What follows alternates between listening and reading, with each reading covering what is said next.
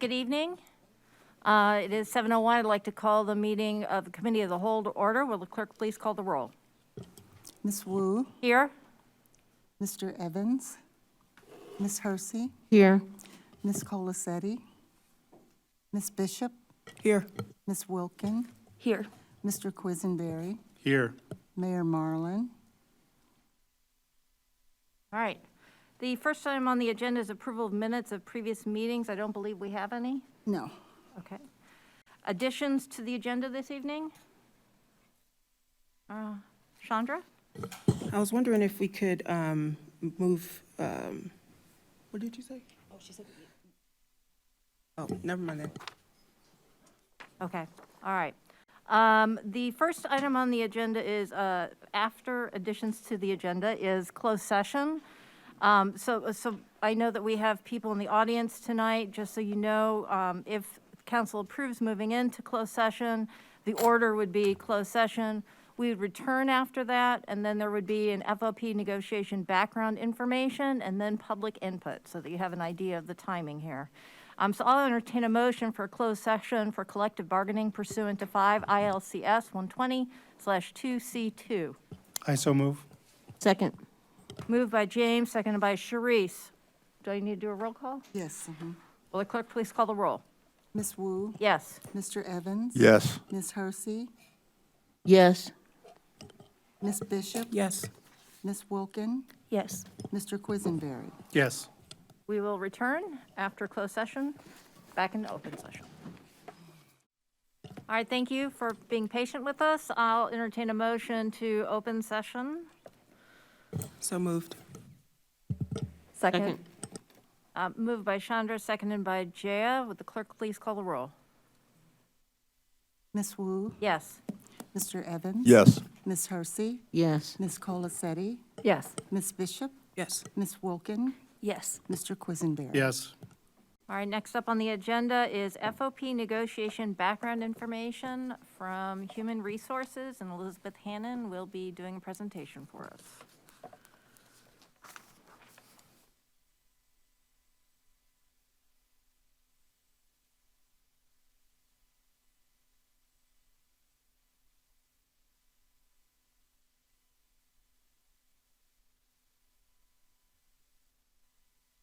So I just wanted to go over a little bit of background information. And some of this I'll start fairly general and then get a little bit more specific. I also want to mention, so I don't forget later, that there is a presentation that's almost an hour long available on our website regarding the collective bargaining process generally, and we moved that up to the front page today in case anyone would like to see that.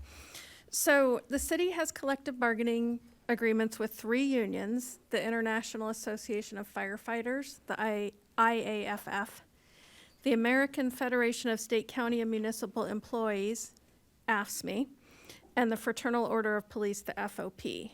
So those contracts are negotiated by teams for the respective unions, which are made up of city employees, and sometimes they will have an outside attorney or a union agent who may or may not be an attorney. And then the city's team, which is made up of non-union management employees. It's always been the practice of this administration to meet with council in closed session before negotiating a new contract, and we do that to discuss strategy. During those closed session meetings, the team always discusses potential items that may be addressed in negotiations, possible items that will come up, possible proposals we expect from the union, and our target range as it relates to wage increases and other economic items. Those meetings occur in closed session in accordance with a long-standing exception in the Open Meetings Act. And that's because the legislature recognized that it would place a public body at a strategic disadvantage if we had to have those discussions about negotiation goals, strategies, and financial information in an open forum or in any context where union representatives would be able to have that information. So, as an example, if you're negotiating against somebody that knows exactly the limit of your authority, they don't have really any incentive to go anyplace other than exactly to the limit of your authority.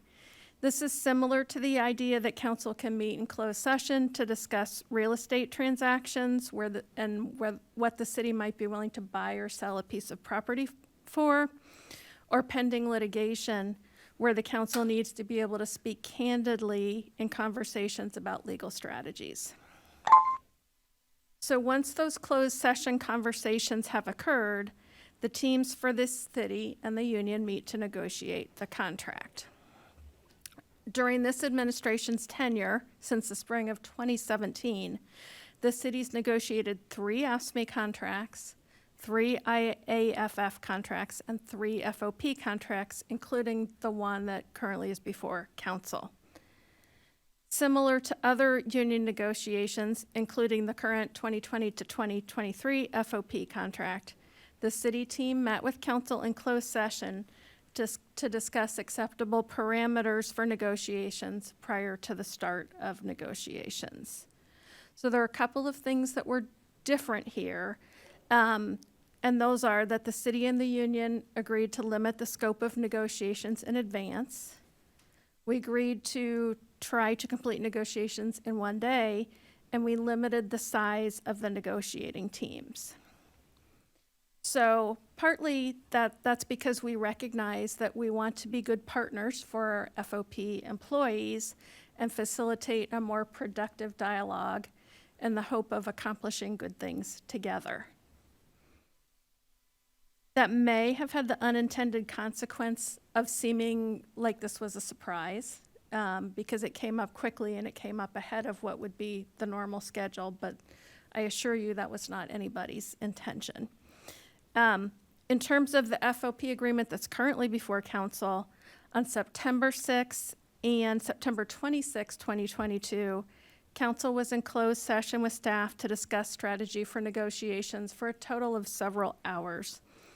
After the second closed session, the city's team met with the union on November 4th and negotiated a contract with the FOP under the direction and consistent with the authority provided by the city council.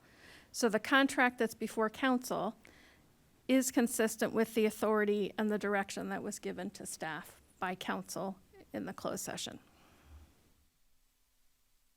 All right, any questions for Elizabeth? All right, seeing none, thank you very much, Elizabeth, appreciate it. We'll move on to public participation. If you would like to speak, please come up to the microphone and state your name for the record.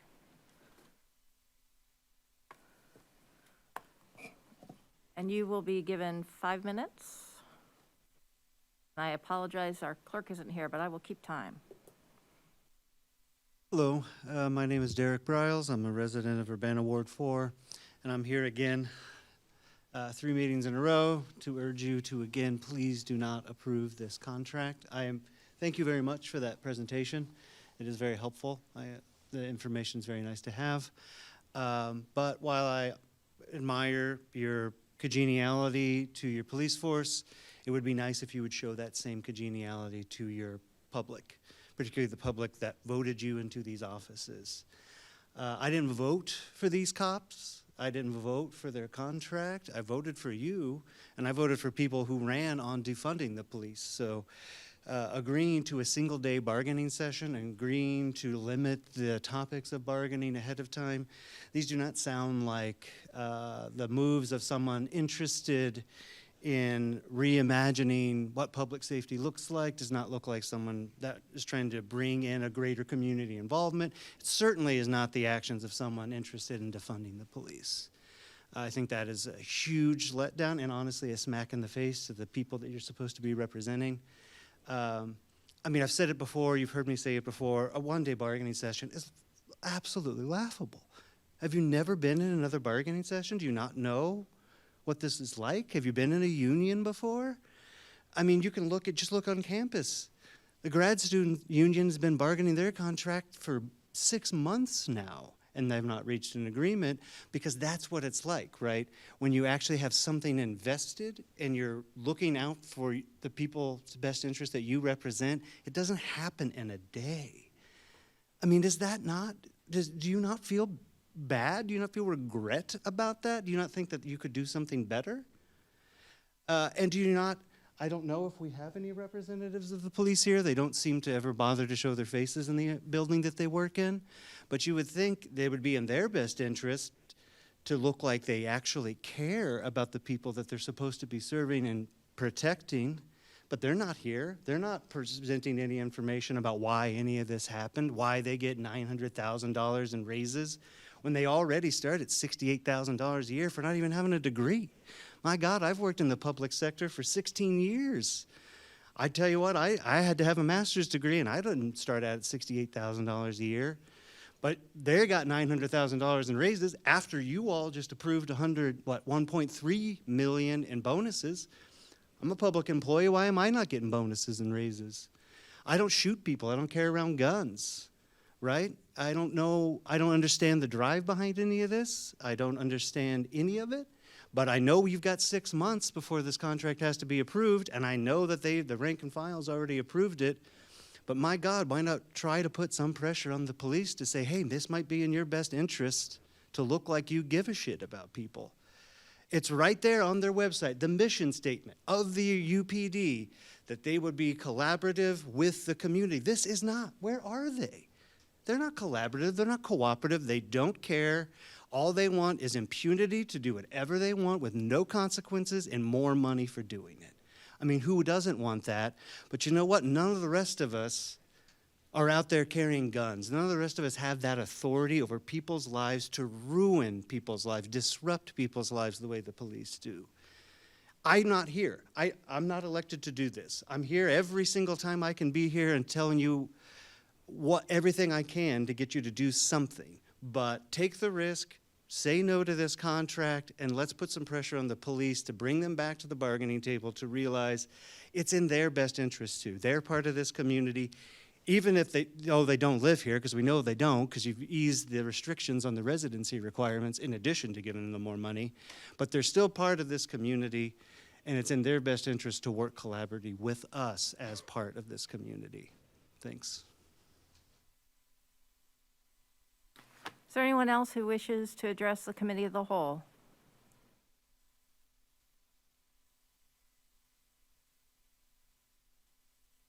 Please state your name for the record. I'm Justin Mansfield. I also live in Urbana, Ward 2. Without an oversight committee that has full and explicit power to hold police accountable, you increase the risk of reckless behavior by the police going unaddressed in a proper manner, reckless behavior being condoned, and reckless behavior becoming normalized. This increases the risk of particularly brutal acts of police violence. This contributes to distrust of the police along with civil unrest, sharply so if a particularly brutal act of police violence were to happen here in Urbana. Instead of contributing to an ever-increasing police budget, instead of surveillance, containment, and punishment, we ought to use that money to improve the living conditions of people. We ought to use it for education, professional development, and housing. This is especially important given recent occurrences of police violence that you've heard about in the news, along with an increase of people killed by the police across the country in recent years. Approval of this contract endangers the public. As a side note, it would be comically grim, a sort of cruel joke, to potentially approve this contract so soon after Martin Luther King Jr. Day. I'm asking y'all to vote no on this contract. Thank you for your input. Is there anyone else who wishes to address the committee of the whole? All right, seeing none, we'll move on to the, I'm sorry. And we also have quite a few emails to read also. Oh, thank you. Can you please state your name for the record? Eldris Melinda Carr, and I'm Ward 3 in Urbana. Would you mind Can you hear getting me? a little bit closer to the microphone? Okay. Can you hear me? Yes, thank you. Okay, testing. I'm going to give a few comments about the FOB, the Fraternal Order for Police contract, and I'm talking as a resident, although I'm a member of the Minister Alliance, and we were preparing something, but I just want to make some comments about this topic and the agreement that's important to what's going on now in our community. One thing is, if we look back at the city and the city's hiring process, you do have a process for fair hiring when it comes to felonies, people with felonies and who are convicted of a felony. And I was just going to the website where it says the city supports second chance employment. Having a criminal record will not automatically disqualify applicants from consideration for city jobs. We strongly encourage all applicants who are interested in and qualified for city jobs to apply. Most of our positions do not require a criminal background check. If the job doesn't require it, we won't ask about it. If a job does require a background check to be conducted, you can be assured that we will keep you informed of your rights and protections as a job applicant throughout the hiring process. If you have a criminal record, we will conduct an individualized review of your circumstances and consider your entire situation, not just your conviction. So this is under the Equal Employment Opportunity, prior arrest or conviction record. Now, if we're looking at what we're looking at today, this FOB contract, why there's inconsistency with the practice of the city, because the Fraternal Order of Police deal with the public every day. People are just saying that it can't be business as usual. You have to have input from the public, because we deal with them, we engage with them every day, and we call them. We want them to help us and protect us and serve us. So the question is regarding when you have people who have felony convictions, you say you're going to hire them.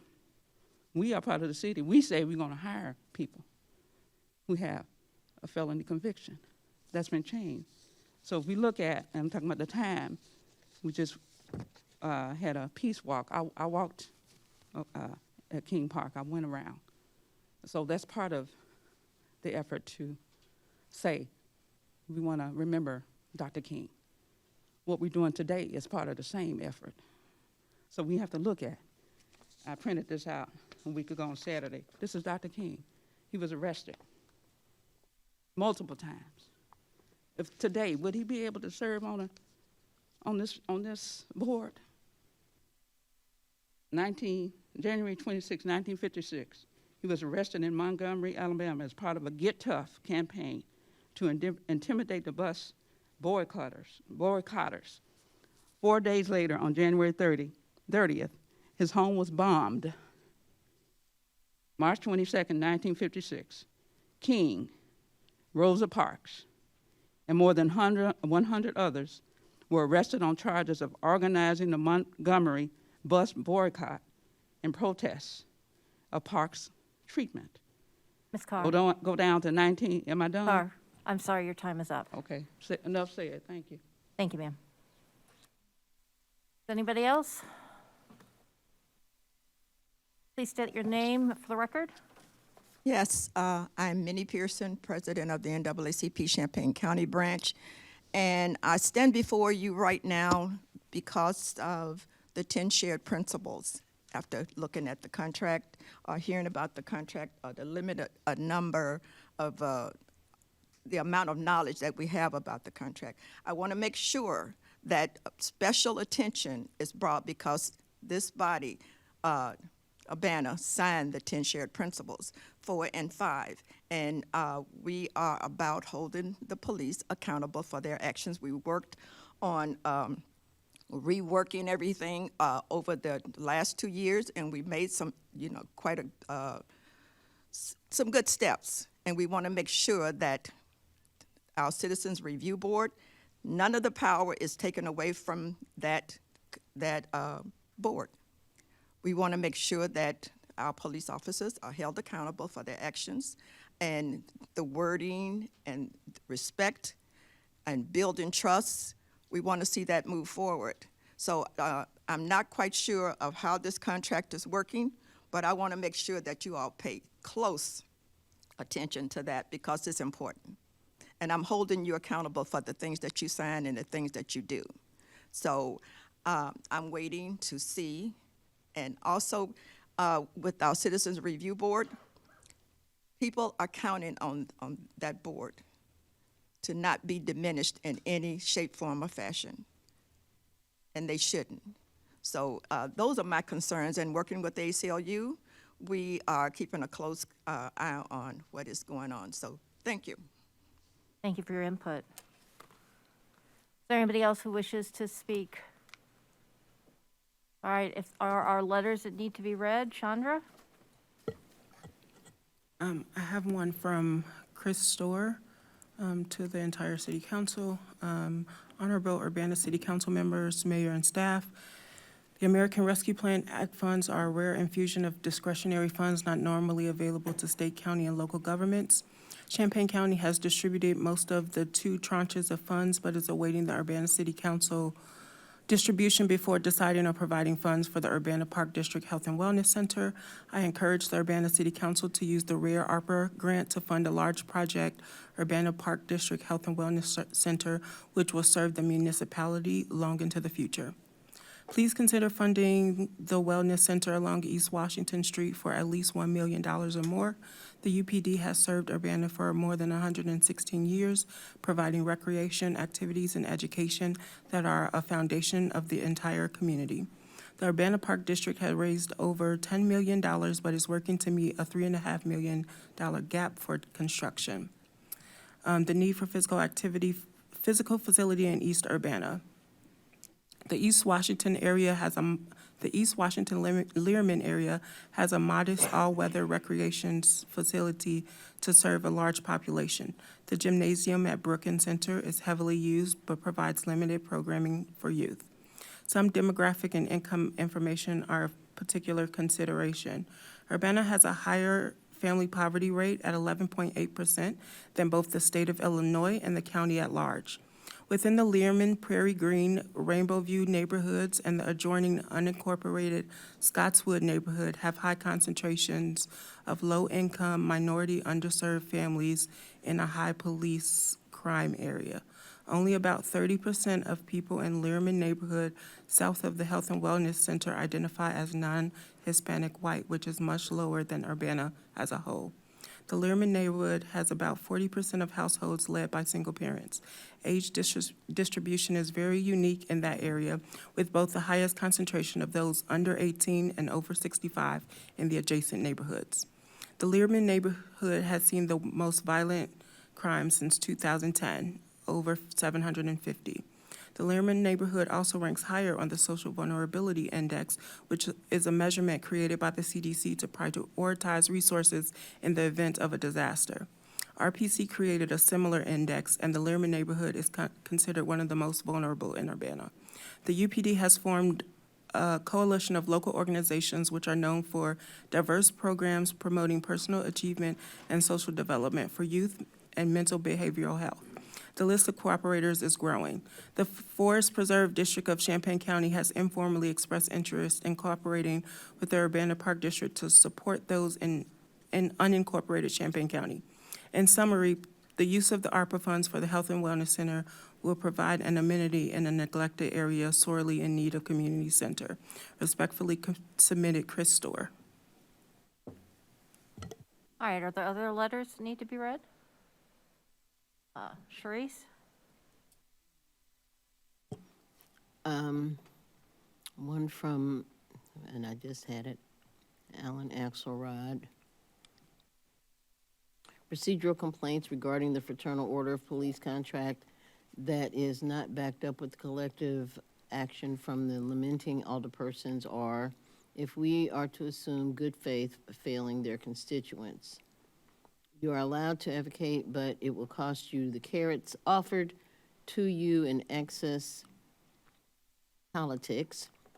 You cannot balance both, and you have had years to decide in the public view. Tonight is yet another such decision in the public view. Will you petition legislators to address forced arbitration's coercive nature in the Fraternal Order of Police contract bargaining process so that you can dig your heels in and fight for what you say you believe, or will you allow this to pass with but the limpest of lip service? If you choose the former, you will find organized community support. If you choose the latter, your credibility, in our view, will continue to erode. Either way, good luck to you and take care. Grace, you had one? Yeah, I think they were sent to all of us. Yeah, and then a few others also. I can reading. I was hoping to not do it, but I will. Sure, yeah, if you want to. All right. Okay. I am a PhD student at the University of Illinois and a resident of Champaign-Urbana, and I am concerned about the new Fraternal Order of Police union contract for 2023 to 2026 being brought before the Urbana City Council on January 17th. Please read my comment out loud during this meeting. I urge all council members to vote against the hastily negotiated Fraternal Order of Police contract for 2023 to 2026. This contract fails to address critical issues including the use of force, excessive force, witness coercion, de-escalation, and civilian oversight. Given the ongoing issues with law enforcement locally and nationally, it is unacceptable to pass a contract that fails to address the safety issues that an unchecked police force can present to our community. Equally unacceptable are the deceptive negotiation tactics used by the FOP to push this through 6 months early without any transparency or respect for the democratic process. As a concerned member of the Urbana community, I ask that you vote no on this resolution. Signed, Alex, no last name given. Another letter. Dear City Council members, please read my comment out loud during the council meeting. I urge you to vote against the hastily negotiated Fraternal Order of Police contract for 2023. The deceptive negotiation tactics used by the FOP to push their contract through 6 months early make it clear that this contract doesn't put public safety first. This contract puts the interests of the FOP ahead of public safety and shows blatant disregard for the democratic process. I ask that you not only vote no on this resolution, but also put a plan in place for changing the negotiating process with the FOP as soon as possible. A longer negotiation period, a process for taking and implementing public comment on negotiations, and the involvement of the Civilian Police Review Board are necessary for making future FOP contracts match the needs of the Urbana public. Sincerely, Leslie Owens. Another letter. I urge all council members to vote against the hastily negotiated Fraternal Order of Police contract for 2023-2026. This contract fails to address critical. Actually, this is a letter this letter repeats what I just already read, but it was submitted by Matt Soylent. Next letter. My name is Carol Inskeep, and I am a longtime resident of Urbana's 5th Ward. First, a quick thanks to all of you for serving in city government. I really appreciate your work and your efforts. I'm writing out of concern about the current contract negotiations with the police department. The more I learn, the more uneasy I've become about the process and the agreement itself. A few quick points. 1, there needs to be a truly transparent process with true community involvement when it comes to negotiations around police accountability. We need the council to push for a better process. I hope the Civilian Police Review Board will be strengthened, allowing the board to require police to appear, allowing those with felony convictions to be eligible to serve on the board, and allowing the public more access to information about investigations is important. I have had many opportunities to see Urbana police responding to incidents in our community. I have really appreciated whenever I have seen them make efforts to de-escalate, to treat people with respect, and to show sensitivity towards those with mental health challenges. I want our city to keep having labor contracts and a civilian review board that reinforce those standards. Thank you for listening to my comments. Carol Inskeep, last letter. I'm a 30-year resident of Urbana, and I generally feel positive about the Urbana city government. But lately, I have learned about the sensitive nature of the contract bargaining with the Urbana Police Department and a lack of meaningful accountability for police misconduct in the tentative contract. This is really disappointing to me. I generally have a positive view of the Urbana Police Department and have seen them act in ways that are professional and non-confrontational. I think the contract should build on this and make it clear that any violations of professional and ethical behavior will be strictly dealt with. I'm not sure why the contract was negotiated without participation of our elected council members, or why there are no clear enforceable measures against police misbehavior in the contract. But I do not want this to happen again. I would ask council members to raise the issues of the rushed and secretive negotiation process, the lack of actionable accountability measures, and the weakness of the Civilian Police Review Board. And if it is possible to vote no on this resolution, do so. If labor law does not allow a no vote, then please vote under protest and make sure that rules are changed so that in future negotiations with the FOP, this does not happen again. Thank you, Matthew Murray. All right, are there any other letters to be read this evening? Nope, okay. Moving on to staff report. Are there staff reports this evening? I just have a really quick reminder to folks. I want to thank everybody who came to the open house that we had last Thursday about the fire stations and gave input. There's still an opportunity to do that if you would like. The slides are posted on our website. There's a click through on the homepage, and comments will be taken through next Monday, January 23rd. Thank you. All right, under new business, we have resolution number 2023-01001, a resolution approving and authorizing the execution of an Urbana Home Consortium subrecipient agreement for the Cunningham Township Supervisor's Office, Bridge to Home. I'm going to read all of these resolutions because I believe Rodan is going to present all of them at the same time. The second resolution is number 2023-01002, a resolution approving and authorizing the execution of an Urbana Home Consortium subrecipient agreement with Champaign Healthcare Consumers Special Population Case Management Program.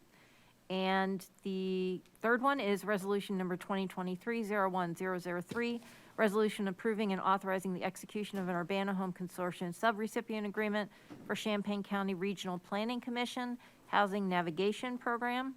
And the last one, number 4, is resolution number 2023-01004, a resolution approving and authorizing the execution of an Urbana Home Consortium subrecipient agreement for CU at Home Housing Navigation Program. Great. Thank you. So I did provide a presentation last week, just an overview of these 4 proposals that we received as part of the Housing and Homeless Innovations Grant Program to support housing and homeless services and programming in the community. So we have the agreements before you tonight for a vote of approval. So in attachment 1 of your packet, you'll see the funding breakdown, and then in attachment 2 of the memo, you will see more information is provided about each program that we are proposing to fund through this program. So on the second page of your memo, you can see there's a chart with the different funding sources that were all put into this one pot of money for the Housing and Homeless Innovations Grant Program. Again, as I mentioned last week, this was a collaborative effort between the City of Urbana and City of Champaign. So you see the total funding available was just over $5.3 million. $2.6 million was provided through the Urbana Home ARP program. $285,000 came out of the Urbana Home allocation, and then Champaign CDBG made up $175,000, and Champaign General Funds came to $2.2 million. So I will just quickly go through each of the programs that we are proposing to fund. Champaign County Regional Planning Commission, their Housing Navigation and Stabilization Program in the amount of $148,000, $148,224. Champaign County Healthcare Consumers Special Populations Case Management, funding recommendation $298,850. Cunningham Township Supervisor's Office Bridge to Home Program in the amount of $375,000. And then See You at Home Housing Navigation Program at $120,000. So those are the programs that Urbana is proposing to fund. There was a request at last week's meeting for information on the programs that Champaign is funding with their portion of the funds. So I'll go over those just briefly for your information tonight. I'll preface this by saying that all of the Champaign numbers are very tentative. Champaign staff are in the process of negotiating their contracts and going through that contracting process, and all of these will be subject to approval by the Champaign City Council. So none of these numbers are final. This is just where they are currently in terms of what they're looking to fund.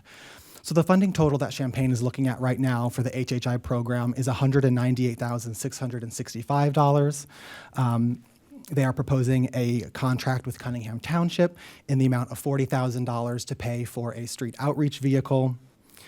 They are proposing an agreement of $136,548 with the Regional Planning Commission for their landlord risk mitigation program. See You at Home, $260,000 for the expansion of their mid-barrier shelter program. $210,787 with the City of Champaign Township Strides Shelter for safety improvements to the newly acquired 70 East Washington location. $500,000 with the Housing Authority of Champaign County for the renovation of the Maple Grove. And lastly, an agreement with Habitat for Humanity in the amount of $150,000 for Habitat home builds within the City of Champaign. So tonight, staff is asking that the Committee of the Whole forward Urbana's agreements to the consent agenda with a recommendation for approval, and I'm happy to answer any other questions you might have. Questions? Chandra? I'm curious as to the difference between the two navigation programs that we're funding, the RPC one and the See You at Home.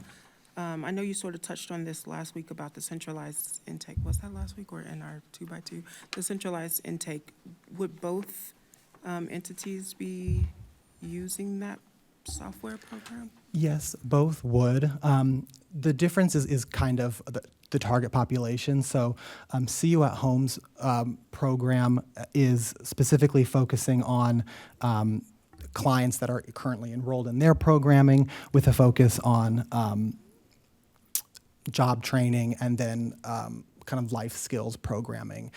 So in that sense, it's similar, but the target populations are different. So that's why we're proposing to fund both of them, because that housing navigation we've seen in the community is really important to ensure that once someone gets into a housing program, they're able to stay stable in that program and then kind of move on to the next step. So different agencies have different approaches or maybe different target populations, but they all essentially have that goal of just making sure that people who are enrolled in their program are successful and can get to that next level. So both navigation programs would have someone follow up with them, I guess, after they have gotten stable housing. There's still some case managing after they've say, moved out of the shelter or found more stable housing? Yeah, the idea is that you have case managers to really focus on, again, those kind of life skill building programs, and then maintain that relationship so that they are able to retain stability in a program. Okay, just making sure we aren't duplicating things. Thank you. Other questions? Grace? Thank you. Thanks for the presentation and all that information. Do you have handy the total amount of Champaign contracts that you read off? Were those written in here? I didn't write them all down. So I do. That's what I kind of ran through quickly. So the tentative total as of right now is $898,665. Thank you. You said 898,000-ish. Yes. Yep. We'll just chop it off after thousands. And then if you could just confirm that the remaining money in this pot will be allocated later and mostly for housing development projects. This was the navigation kind of first round, and then more development projects will be considered for some of the remaining funds. Is that right? Development projects are a possibility. I mean, it won't be restricted to that. Again, the focus is homelessness and affordable housing. So, you know, a lot of different things can fall under that umbrella. In terms, if you look back in your memo, the amount, the home ARP funding, a lot of that, there is a portion of that funding that remains that is for supportive service programs. So that wouldn't necessarily be development. That could be various types of programs to help individuals who have experienced homeless or individuals who are low income and need affordable housing assistance. So there's a variety of options. It's not just going to be one or the other, but we have been working with Champaign, and we are committed to continue to work together with this balance to make sure that it will go to housing, homeless assistance, things of that nature, if that answers your question. Yes, thank you. And then last piece, this might not be the place for it, so feel free to say that's part of another discussion, which we will also have. But we also asked about how this fits in with ARPA stuff, and I appreciate the information we got on that. And it looks like a lot of these are for separate proposals than people put in for ARPA, but there's maybe one that is the same. Do you have anything to speak on that, or shall we leave that in a separate ARPA discussion? I have it here, but I do think that there's very little overlap. I believe there was only one program that had some overlap. Typically what we saw is that, you know, maybe one agency would apply for two separate programs. So they would apply with one program to the HHI and then another program for ARPA. We saw a lot of that. I don't think, I mean, we tried very intentionally to be aware of that. So I believe you have that information. And I think they could discuss that later in more detail. I apologize, I don't have too much specific information on that. That's okay. I was trying to think too, I was like, what's actually my question here? So Yeah, anyway, no. You did great. Thank you. That's all. All right, other questions? Grace? I'd like to make a motion, actually. Before you make a motion, can I make a suggestion to council? So we have four resolutions? Yeah, I wanted to make it an omnibus. Okay, all right, go for it. That was the That was, That was, yeah. that, I understood that was gonna be your suggestion. I'd like to, make omnibus with resolution number 2023-01-001, a resolution approving and authorizing the execution of an Urbana Home Consortium subrecipient agreement at Cunningham Township Supervisor's Office, Bridge to Home, Home ARP FY 2021-2022, with resolution number 2023-01002, resolution approving and authorizing the execution of Urbana Home Consortium subrecipient agreement, Champaign County Healthcare Consumers Special Populations Case Management Program, Home ARP FY 2021-2022, resolution number 2023-001-003, a resolution approving and authorizing the execution of an Urbana Home Consortium subrecipient agreement, Champaign County Regional Planning Commission, Housing Navigation Program, Home ARP FY 2021-2022, and resolution number 2023-01004, a resolution approving and authorizing the execution of an Urbana Home Consortium subrecipient agreement, CU at Home, Housing Navigation Program, Home ARP FY 2021-2022. I'd like to combine all of those into one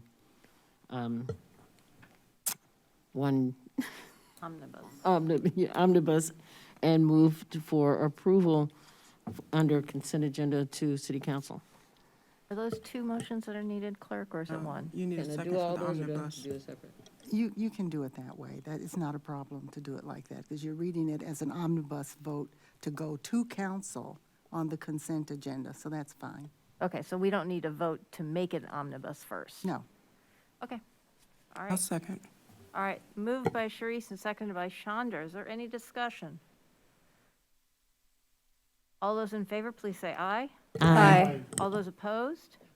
All right, that moves on to City Council. Thank you very much. Next up on the agenda is Resolution Number 2023-01005, a resolution not to protest a proposed text amendment to the Champaign County zoning ordinance, one of our favorite things to talk about.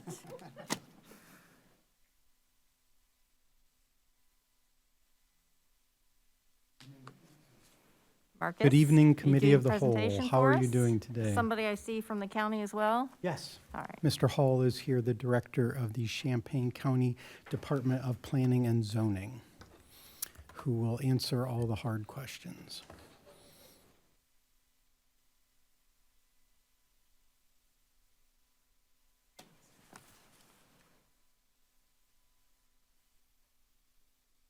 So I will say thank you very much for your patience on this case. It's complex. We're actually talking about multiple uses in this zoning text amendment. The Champaign County Zoning Administrator requests a text amendment to the Champaign County zoning ordinance to make several changes to the table of authorized principal uses to allow for expanded materials management and other waste-related uses. The various uses would be permitted by right and/or with an administrative special use permit in the Ag 1 and 2, Business 1, 4, and 5, and Industrial 1 and/or 2 county zoning districts, and we'll go through each of these uses. As you know, the city has subdivision and land development jurisdiction within the extraterritorial jurisdiction, while the county holds zoning jurisdiction in this area. The city has the right to protest county text amendments by filing a protest by the date the case goes before the board. Under state law, a municipal protest of the proposed amendment would require then a 3/4 supermajority of affirmative votes for approval of the request at the county board. Otherwise, a simple majority would be required. At its January 5th meeting, the Plan Commission held a public hearing on this case. No members of the public spoke regarding the case. The Plan Commission voted unanimously with 4 ayes and 0 nays to recommend that City Council not protest the proposed text amendment.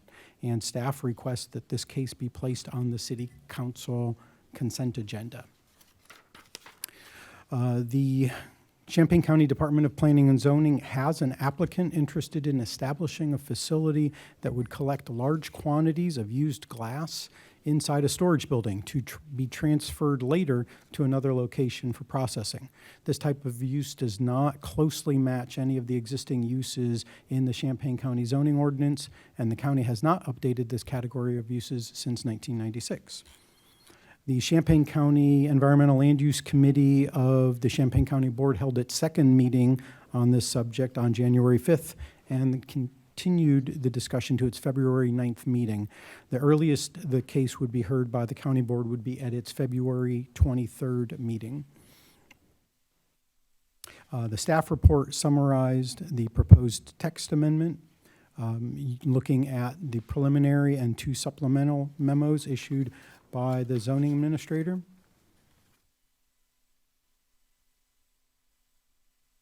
The full final finding of fact and final determination can be found in Exhibit B, Supplemental Memo 2.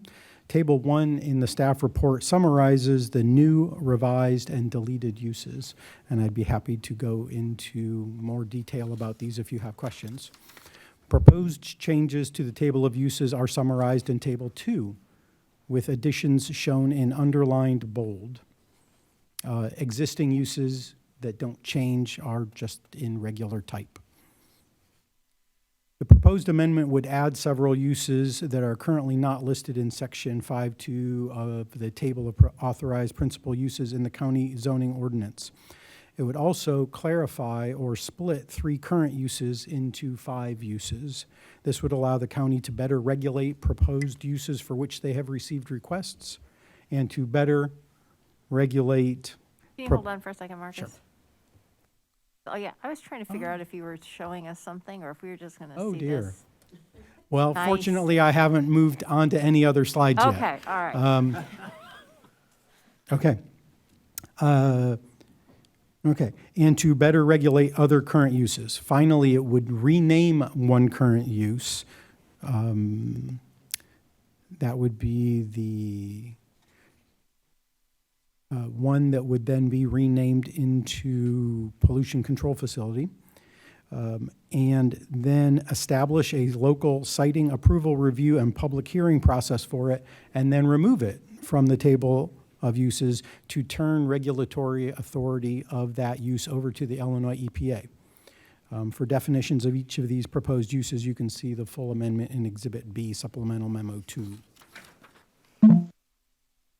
DPZ staff did note in the finding of fact that the proposed text amendment will help achieve the county's land resource management plan, goal number 4 and number 7, that the proposed amendment would not impede achievement of LRMP goals 1, 2, 3, 5, 6, 8, and 9, and that it is not relevant to LRMP goal number 10. Overall, DPZ staff found that the proposed text amendment would improve the county zoning ordinance itself because it would help achieve the purposes of the ordinance as it is consistent with 9 of the ordinance's purposes, is not directly related to 9 of its purposes, and is inconsistent with none of the ordinance's purposes. It would also improve the text of the county zoning ordinance. The finding of fact goes to great lengths to explain how waste-related uses align with the LRMP goals. City staff analyzed it for its impacts on city zoning. We reviewed the proposed text amendment to identify potential land use conflicts within the city and its ETJ, and for potential impacts to the city's ability to plan or manage future development. Staff find that the amendment would minimize land use incompatibilities and would still allow the city to plan and manage development through the county's special use permit process. The staff report included findings of the most likely areas of compatibility and conflict based on comparisons of both jurisdiction zoning maps and effects on the city's ability to manage growth and development in the ETJ. Table 3 in the staff report summarizes the comparison. So then the staff report goes through each of the many uses and shows where the proposed areas that they would be permitted in the county align next to areas in the city and where the city allows those. Rather than reading you the staff report, I will show you the pictures. So this is Exhibit D, proposed junkyard districts. The city permits junkyards as a special use, if a special use permit is granted, in the purple hatched areas. The county would allow them only as a special use in the IN2, sorry, let me back up here, I will read. The county proposes to continue to permit junkyards in the I2 district. That's the solid green area. They're already permitted in this district, and they're planning to continue to permit them in that district. The city allows junkyards only as a special use in the IN2 purple hatched area. So this was mainly a change in naming. And I'll let Mr. Hall answer any specific questions.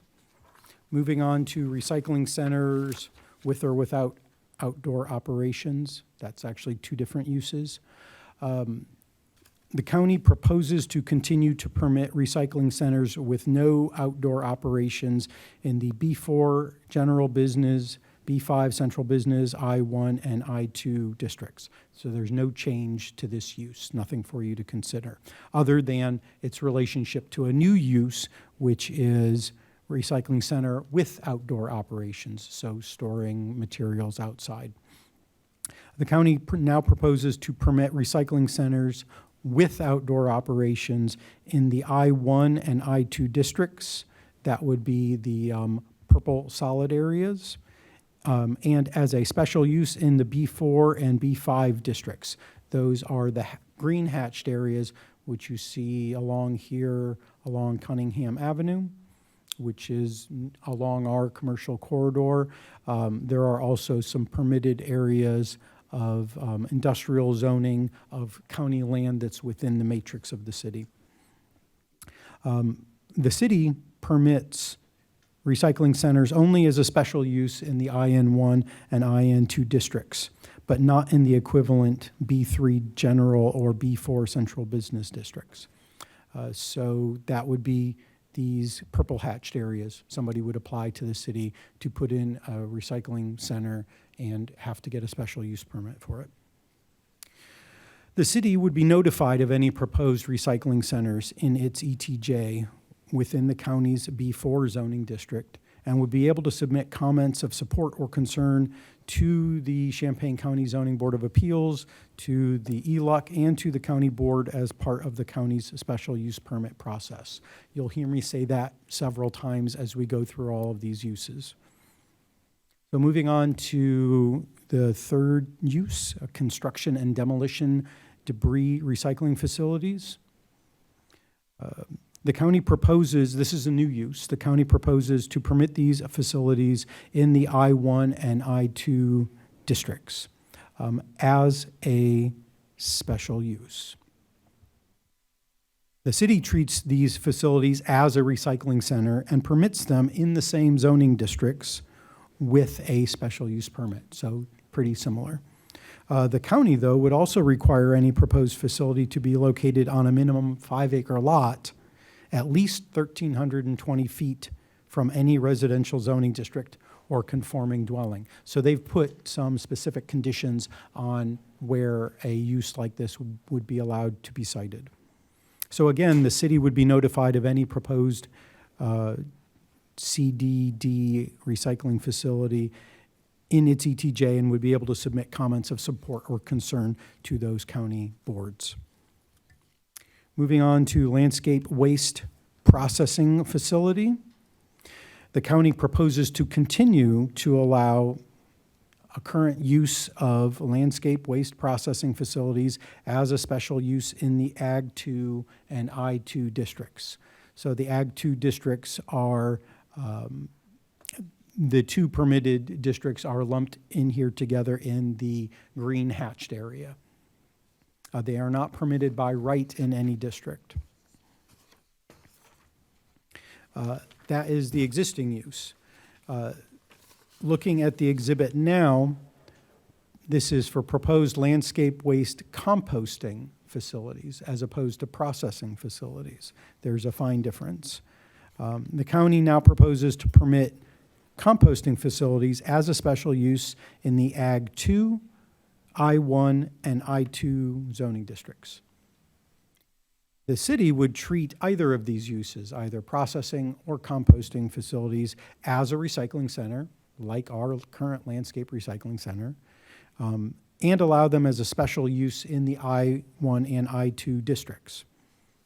The city would be notified of any proposed facilities in its ETJ and would be able to submit comments of support or concern to the county ZBA, ELUC, and county board. Moving on to the proposed permanent compostable waste collection point districts. The county proposes to allow this new use as a special use in the Ag 2, B1, B4, B5, I1, and I2 districts. Only as a special use. These would be the hatched green areas.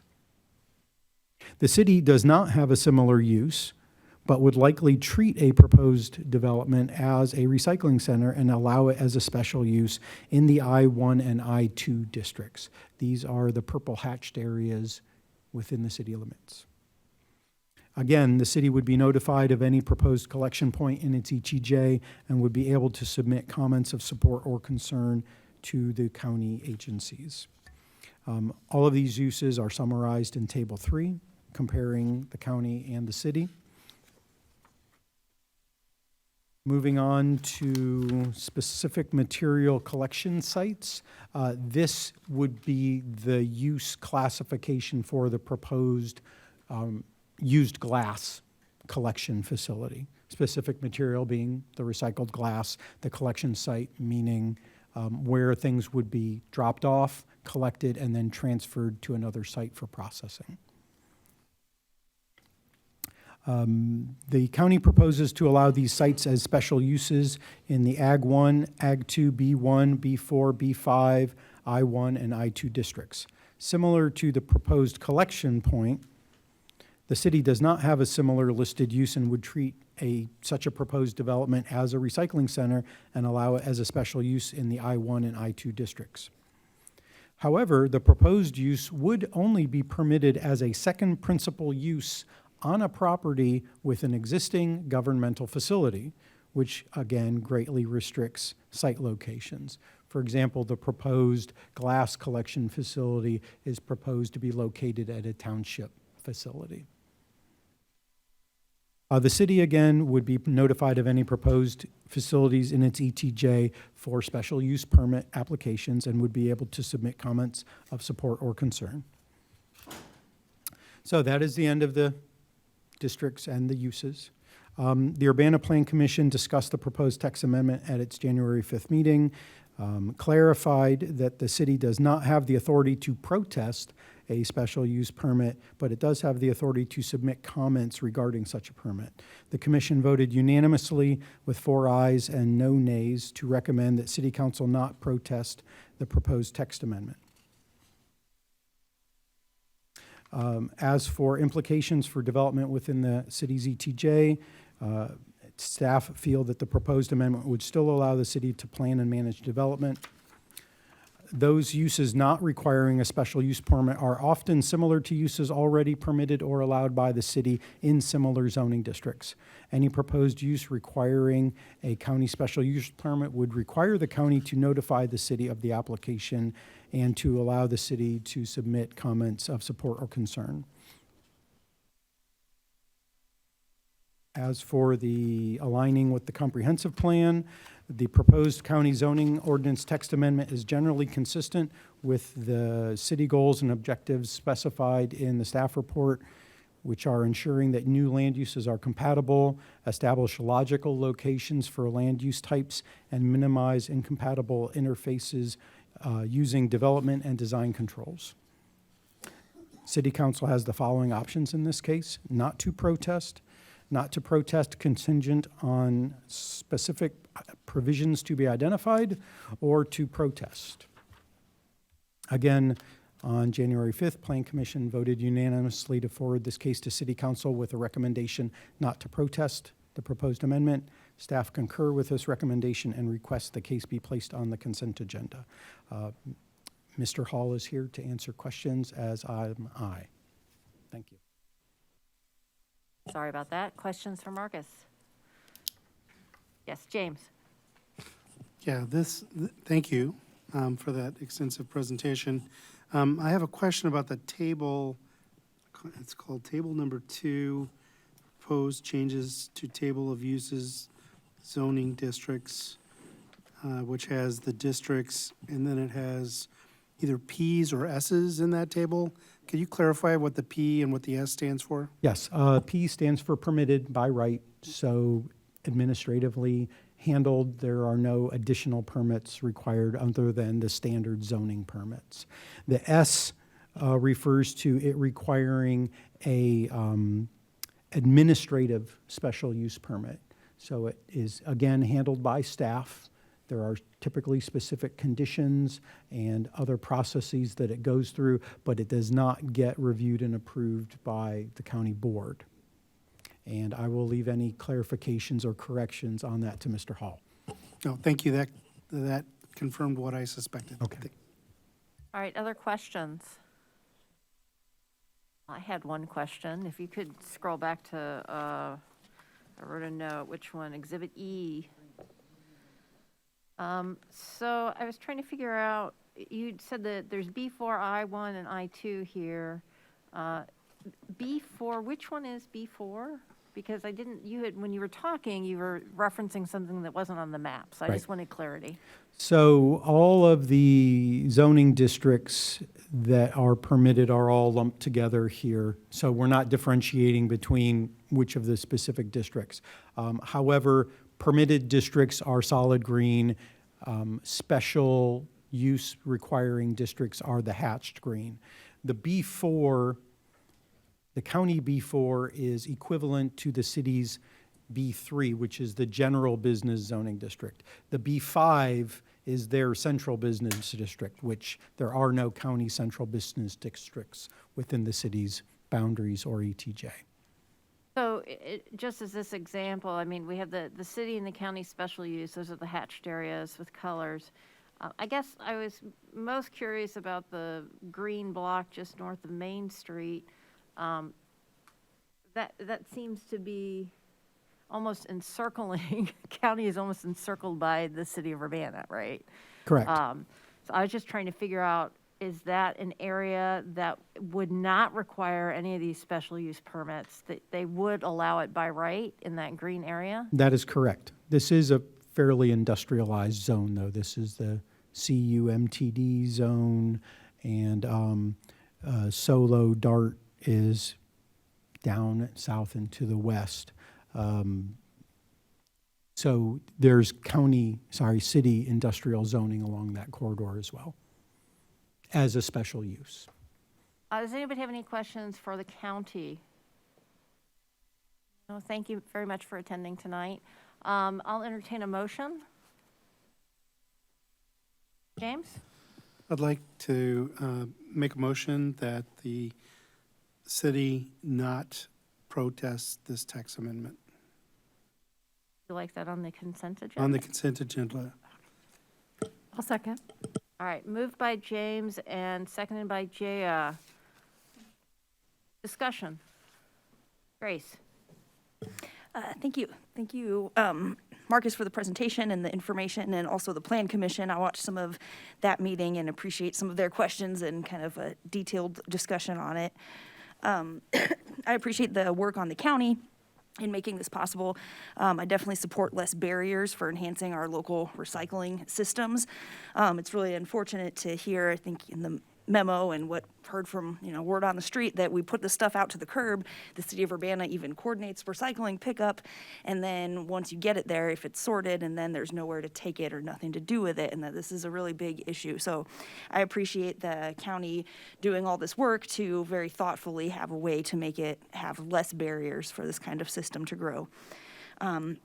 And I hope / would request that staff who's notified about special use permit applications would share that with council and the public so that we have a chance to give those comments. Thank you. Any other discussion? All right, I'm just going to quickly say that these votes are always tricky, so I'm just going to read what this section says so everybody is aware. So this resolution states it does hereby approve a resolution not to protest a proposed text amendment. So any vote of A would mean that you agree we should not protest. Any vote of nay means no, we should protest. So just so everybody's clear on that. So the motion on the table is to approve this resolution and move it to City Council on the consent agenda. All those in favor, please say aye. Aye. All those opposed? All right, that moves forward. Thank you very much. All right, next item is ordinance number 2023-01002, an ordinance amending the Urbana zoning map R3 to B3 at 1009 Cunningham Avenue, plain case number 2466M22. Marcus, it's your night tonight.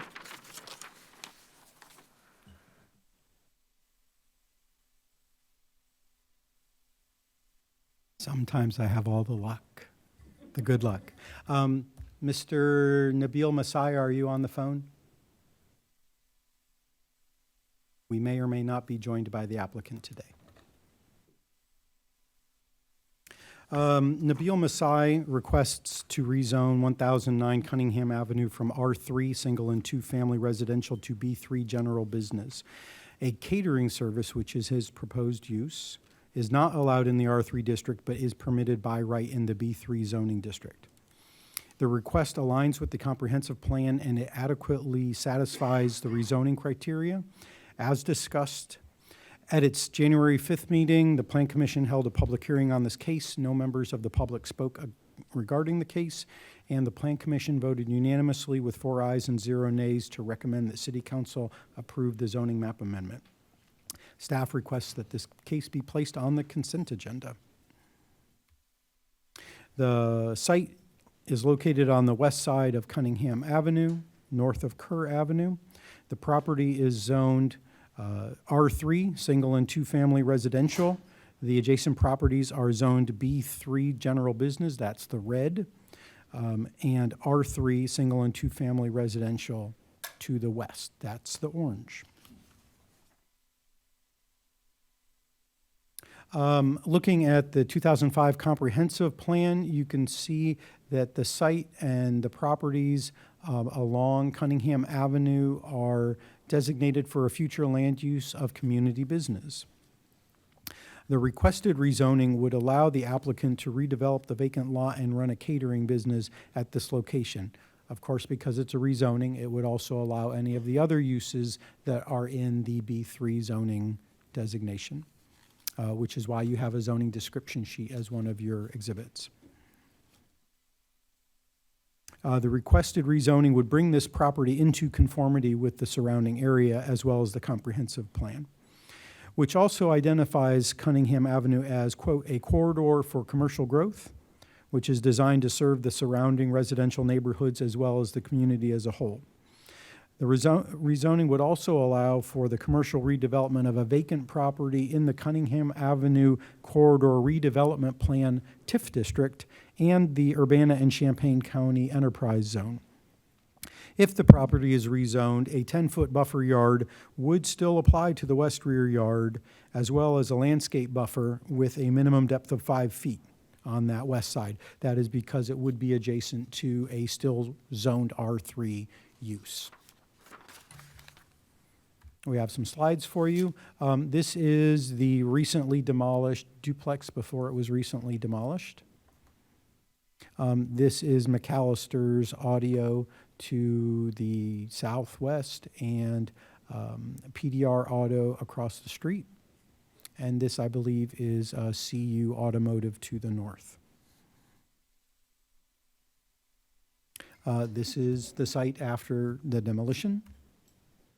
This is looking at the site from the west. You can see this is a residential neighborhood to the west of the property, and businesses across the street, and East Lawn Burial Park to the southeast. Another shot of the lot, you can see the homes on the west side. This fence line, property line, would be where that buffer yard with its landscape buffer would be required. There'd be no buffer required on either of these businesses to the north or south. Looking north along Cunningham Avenue and looking southwest towards McAllister Auto, as well as the Now and Zen Curio Shop. Oh, jumping ahead. Okay, summarizing the LaSalle and Sinclair criteria that city must adhere to for evaluating requests to amend the zoning designation. The proposed rezoning to B3 is compatible with the existing land uses and zoning of the immediate area. The current R3 zoning is not conducive to the future development of the site. Second, regarding diminishment of property values due to the current zoning, the R3 zoning district restricts the permitted uses for the property to only residential and some public uses. The proposed B3 zoning district would allow for commercial uses consistent throughout the Cunningham Avenue corridor, and without the rezoning, the property would likely remain vacant. Third, the proposed rezoning could have a positive effect on the general welfare of the public, as it would allow for the redevelopment of a currently vacant property. Fourth, both the public and the property owner would benefit from the proposed rezoning. The public would likely see no gain if the property remains zoned R3 and vacant. For the property owner, the restrictions on the R3 zoning district impose a hardship, as the vacant lot could only be developed for small-scale residential or some public uses. Fifth, the property is suitable for B3 zoning and commercial uses, as the property is located in the Cunningham Avenue corridor, which is characterized by commercial uses. Sixth, the property has been vacant for 1 year, which was before the applicants purchased the property. Seventh, it is unclear if there is a need for more of the types of uses that would be allowed if the rezoning is granted. However, the proposed rezoning would allow for commercial uses in general, which better aligns with the zoning and land uses in the surrounding area. And lastly, in the comprehensive plan, the properties are identified as part of the community business future land use designation. The proposed rezoning to B3 would comply with the description of community business centers. Staff published a legal ad in the News Gazette to notify the public of the request and public hearing 15 days prior to the Plan Commission meeting. Staff sent letters to 34 neighboring property owners notifying them of the request and posted a public hearing sign on the property. Staff did not receive any public input regarding the requested zoning map amendment. The Urbana Plan Commission discussed the proposed zoning map amendment at its January 5th meeting and voted unanimously to recommend that City Council approve the proposed zoning map amendment. The findings are summarized in the staff report. City Council has the following options in this case: to approve the zoning map amendment based on the findings in this memo, or deny the zoning map amendment, and if so, articulate findings supporting the denial. Plan Commission recommendation is unanimously to recommend to City Council to approve this proposed amendment, and staff concur with this recommendation. That is the end of the presentation, and I'm happy to answer questions. Sorry, did you mention that the applicant was available over the phone? I did not hear him respond. Mr. Masai, are you on the phone and able to talk? He was out of the country, and there might be some issues with calling in. Sure, no problem. Okay. Questions for Marcus? Sharice? I guess my question is the person that is proposing this particular business venture, now, is he going to be building a new building there to have a catering business there? Is that, I was trying to see. Well, as the site is vacant because they demolished the duplex, I assume they would have to build a structure to run the catering business out of.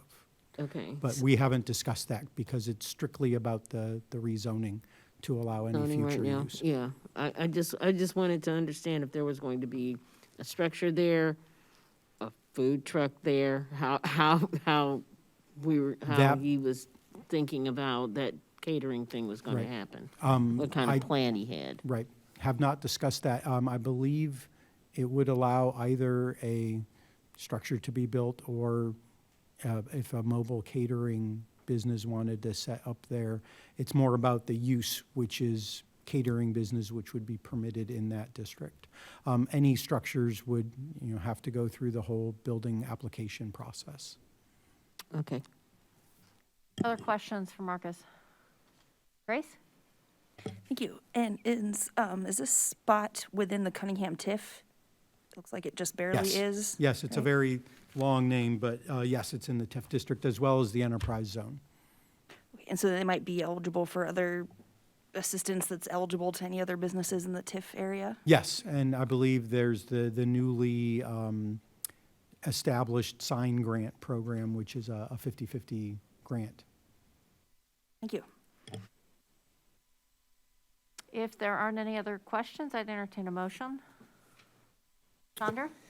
I'll move ordinance number 2023-01-002, an ordinance amending the Urbana zoning map R3 to B3 at 1009 Cunningham Avenue, plan case number 2466-M-22, with recommendation for approval on the consent agenda. Second. Moved by Chandra, seconded by Jaya. Any discussion? Grace?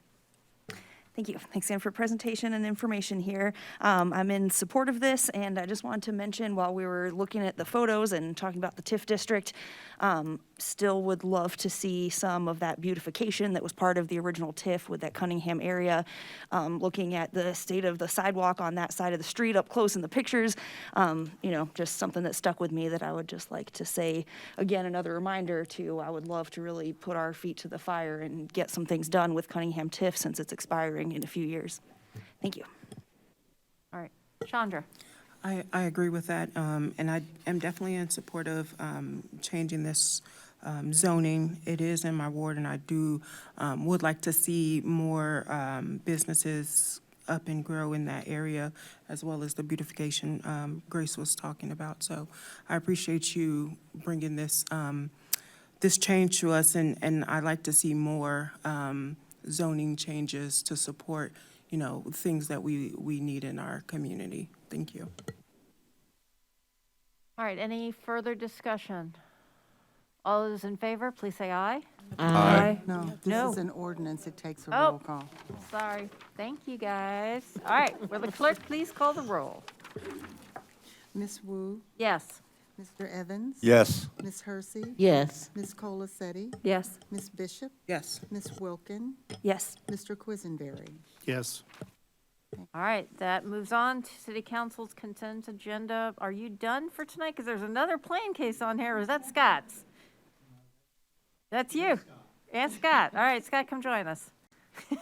All right, next up is ordinance number 2023-01003, an ordinance approving a special use permit for solar farm at 1210 East University Avenue, plan case 2464 SU 22. We have Marcus and Scott Tess with us. Good evening. This is a request by Mr. Test for a special use permit to allow Total Energies Renewable USA to install, operate, and maintain a solar farm of up to 15 acres. The City of Urbana owns the closed landfill at 901 North Smith Road. The city and Total Energies have entered into an agreement giving the company the option to lease all or part of the property to install, operate, and maintain a ground-mounted solar energy at this site. A solar farm is permitted now with a special use permit in the Ag and CRE zoning districts, which make up the site. Mr. Tatey, are you on the phone? Yes, I'm here. Excellent. Chad Tatey of Total Energies is attending via phone to answer questions, as is Mr. Tess.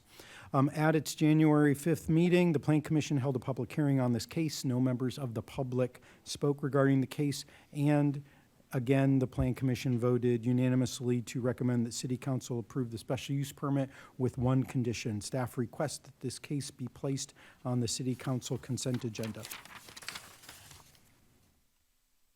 The project site is located between East Perkins Road and Butso Drive, west of Interstate 74 and east of the landfill recycling center. You can kind of see the north array and south array dashed outlines in the larger landscape recycling center complex. This would be the site of the special use permit.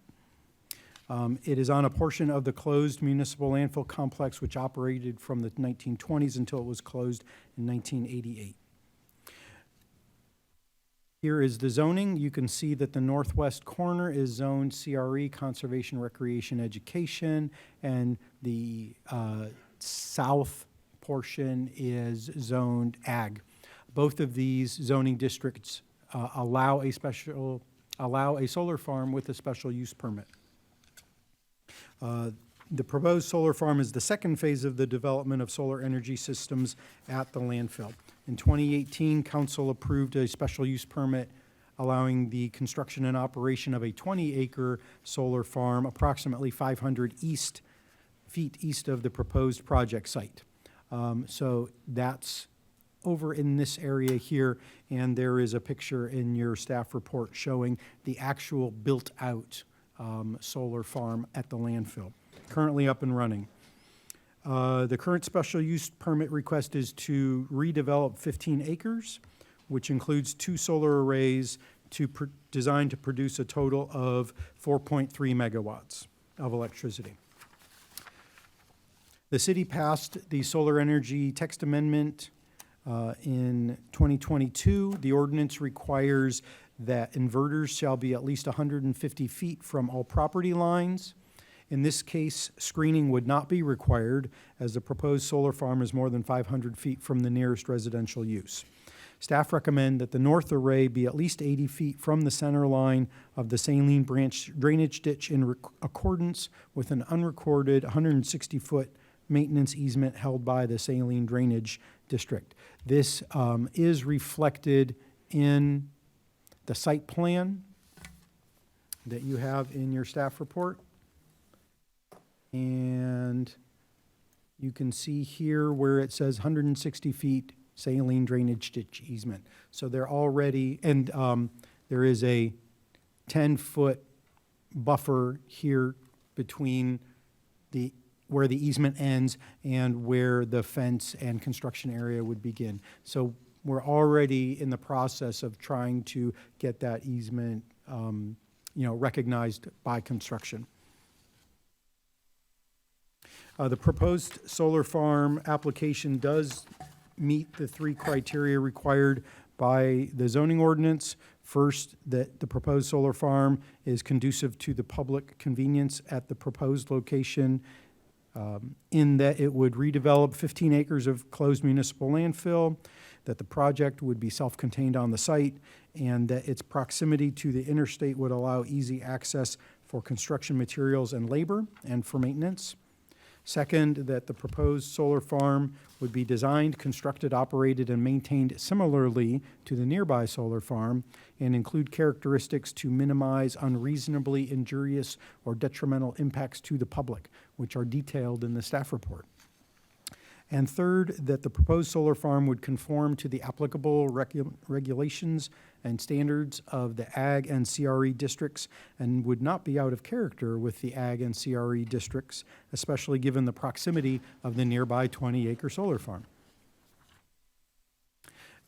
In overview, the redevelopment of the subject property with the proposed solar farm would be beneficial to the city and meet the criteria for special use permit approval. It would be an infill redevelopment of the closed City of Urbana landfill, a much higher and better use of the subject property than its current use as vacant land with few potential opportunities for reuse. As required by the zoning ordinance, staff published legal notice in the News Gazette.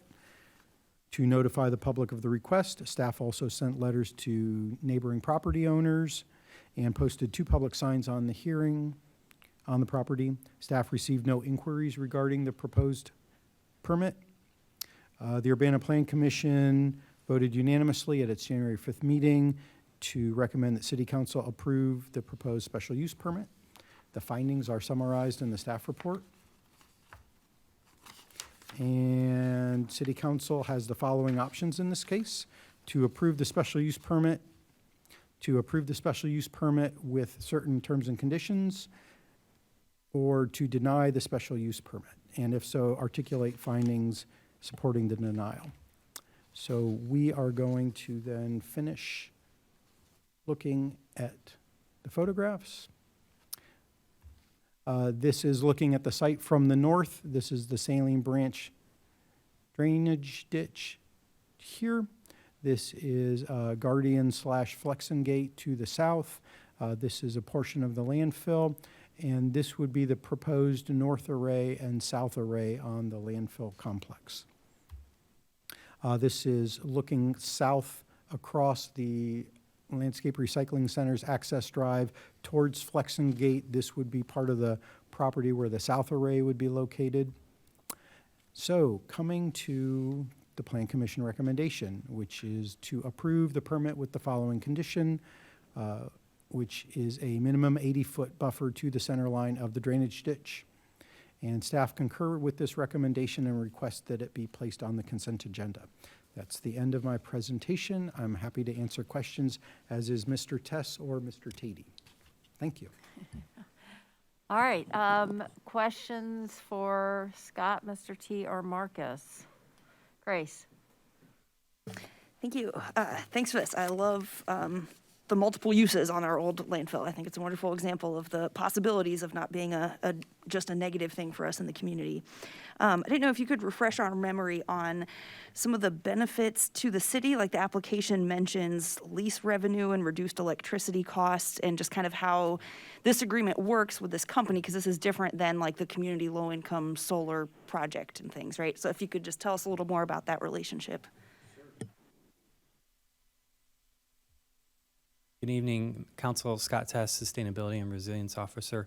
The stack of benefits for this project include, first and foremost, the developer will clear the vegetation, including woody vegetation you saw in some of the photos that really is undesirable on a landfill cap anyway. They will clear that site and prepare it for their own array. Second, they will provide lease revenue to the city to use the property. Third, we'll be adding renewable energy to the energy mix of the state. And fourth, the TIF district that this is in will get tax revenue paid for by the developer. James? Yes, thank you. Thank you. This is great. I think you gave us indication this was coming a while back, and it's good to see it come to fruition. If I could ask a question, maybe the person on the phone can answer this. What is their practice with regard to supporting pollinators on their grids? Yeah, I'll let Chad Tatey respond to that on the phone. Yeah, good evening, Council. This is Chad Tatey. So in the past, in the previous project and other sites in Illinois, we have, recognized I think it's called the pollinator scorecard. There was some legislation recently passed in the state, which I'm speaking off the top of my head, includes things like using native grasses and seed that supports pollinators. We'd be willing to comply with that, and we have to report what we do, but we would also intend to use a pollinator mix of seed for any grass that we would plant after we install the system. So, all right, thank you. Other questions? All right, I'd entertain a motion. I'd like to James? move. Oh. James is going to, you're as I'll move ordinance number 2023-01-003, an ordinance approving a special use permit, solar farm at 1210 East University Avenue, plan case 2464-SU-22, to City Council on the consent agenda for approval. I'll second. All right, moved by James and seconded by Sharice. Any discussion? All right, with none, would the clerk please call the roll? Ms. Wu? Yes. Mr. Evans? Yes. Ms. Hersey? Yes. Ms. Colacetti? Yes. Ms. Bishop? Yes. Ms. Wilkin? Yes. Mr. Quisenberry? Yes.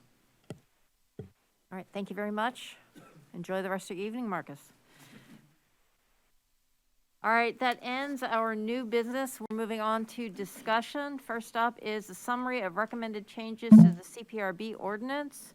It says Councilmember Wilkin and the Civilian Police Review Board, but I thought it was Carol and the CPRB. I requested it. I'm not really part of the presentation. I Okay. requested the discussion. Okay, gotcha. All right. After you get situated, your microphones can be moved, and there is a on and off button. All right, I think we have our technical issues resolved. And Ricardo, and forgive me, I've forgotten your name. Tony Allegretti. Tony, thank you. You two will be doing the presentation for us tonight? All right, excellent. The floor is yours. There we are.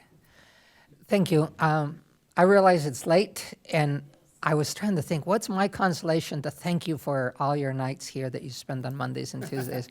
And then I thought, well, shoot, we do Friday nights and Thursday nights until about as late as you guys do. So you guys lose the beginning of the week. We lose our end of the week at the Civilian Police Review Board. So it's a consolation, because this is very important, and we realize that this has, the CPRB has a lot of context. I appreciated several of the public contributions on this. What we want to share with you tonight, I hope, is in the spirit of discussion. We have been working at this for quite a while, both from the staff and from us. The pages, the paper copies that you got are what we had agreed on before I had some time. And so then I changed things around a little bit. So this will be the latest, but that's the basis in which we, you'll see it here. The colors change, but the context should be about the same. Or the first part of it. The last part of it is something that we contribute. So I'm going to go over some of this very quickly, but I just want to ground us. The Police Review Board essentially, and I summarized it, it essentially has two functions. One is information to the public, and the other one is to review the actions of police when they come up in a complaint, and then we review and appeal to the complaint. While we keep track of complaints, we don't actually do much with the complaints, but we now have a system in which you see them in the portal as soon as they come in. But where it really, where we come into play is at the appeal process. In recent years, we also participated in developing and then in being part of the launch of the TASER usage review. And we started out with the writing and then any unholstering and a required unholstering and recording of the TASERs. And then we procedurally changed. We finished that process. We turned in a report to you, but in the meantime, we started just watching the usage when the trigger was pulled, and that's what we started to review and left all the other ones without further supervision, if you will. But I wanted to give you that because that's where we are, and I want to give you the context of the last 3 years. The last 2, I have been chair, and so we've been working on several things. But the fact that in 2020 we had so many complaints and appeals really, really made a difference in our lives. We used to meet every 3 months, 60 minutes, we were on our way. And we may be headed into that, but in the meantime, we still have a lot of appeals that we're going through. So the pandemic happened during this period too, and so it made things even harder. And so the biggest point that I want to make here is that going through the appeals, both as staff and as board, we have gained a lot of knowledge as to what is being covered in the CPRB, how it applies to different cases, and how we can and must do some changes so that the next group of the CPRB can do better than what we have been able to do to date. The other part is that as we'll present you some considerations, they're mostly based on something that you received, but we received amply, was a document called the Residents' Petition for Reforming the City of Urbana's CPRB.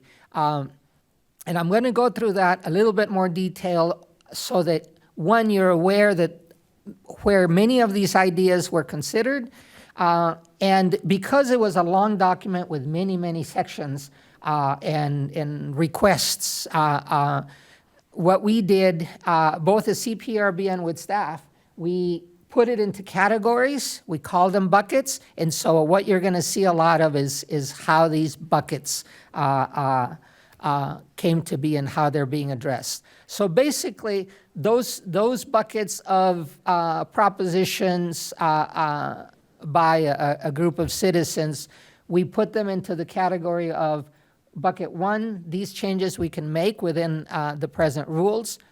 Bucket 2, we're going to need some ordinance changes.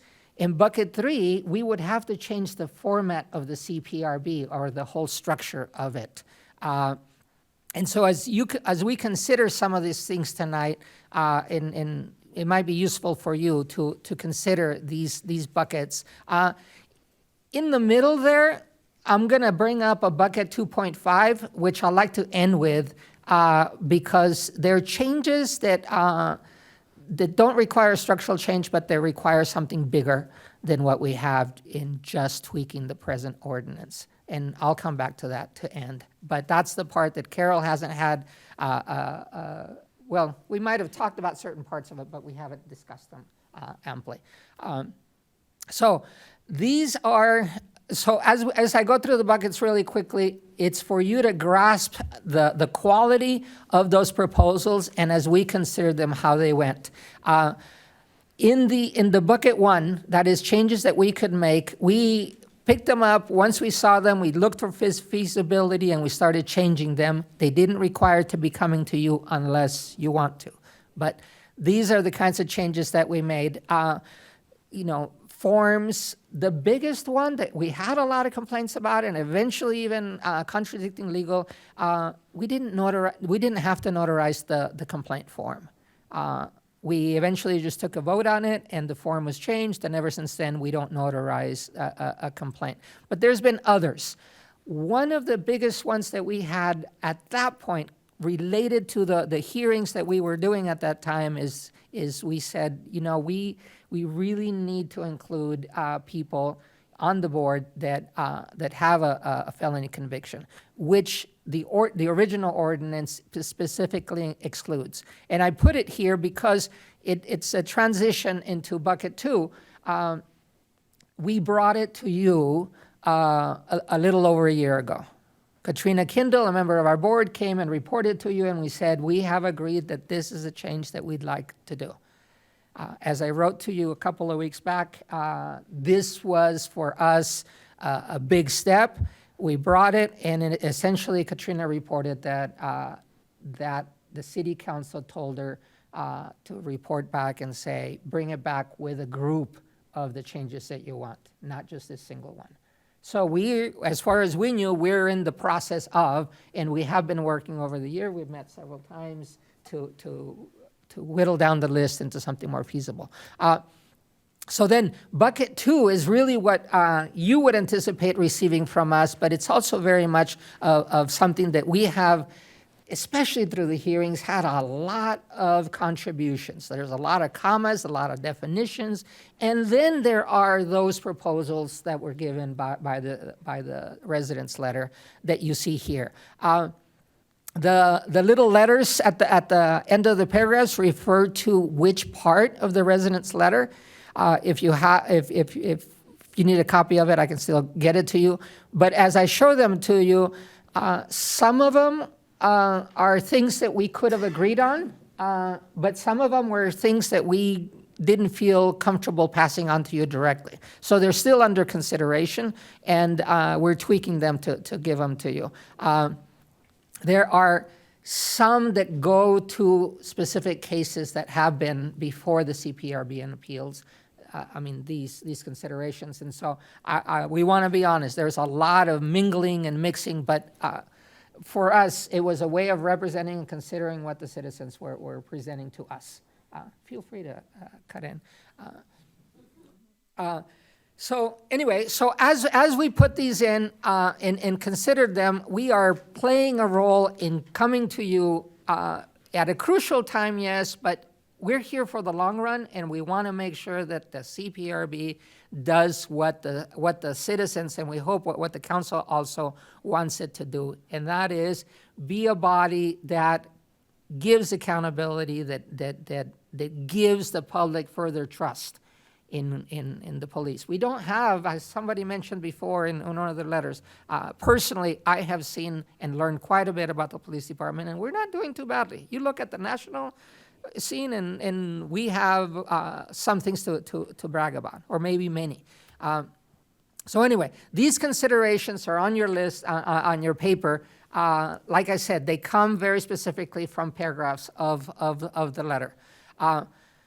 So this page are some of the things that we've been working on and that we'd like to spell out because they are the ones that are turning into specific proposals for you. We have to revise our procedural manual for some of what we do, especially in hearings, but we're going to need some help. There's definitions, there's parts that the ordinance doesn't provide for, and so we will come back to you. On the TASER side, we have started acting really without an ordinance coverage when it comes to what we decided to do, which is only the times that the trigger is pulled will we look at the case. There are too many instances in which tasers are being unholstered. Luckily, we don't have to listen to the camera anymore. They used to have the only camera in the room. Then the cars had a camera, but now every policeman policewoman has a camera. So the taser cameras no longer help us.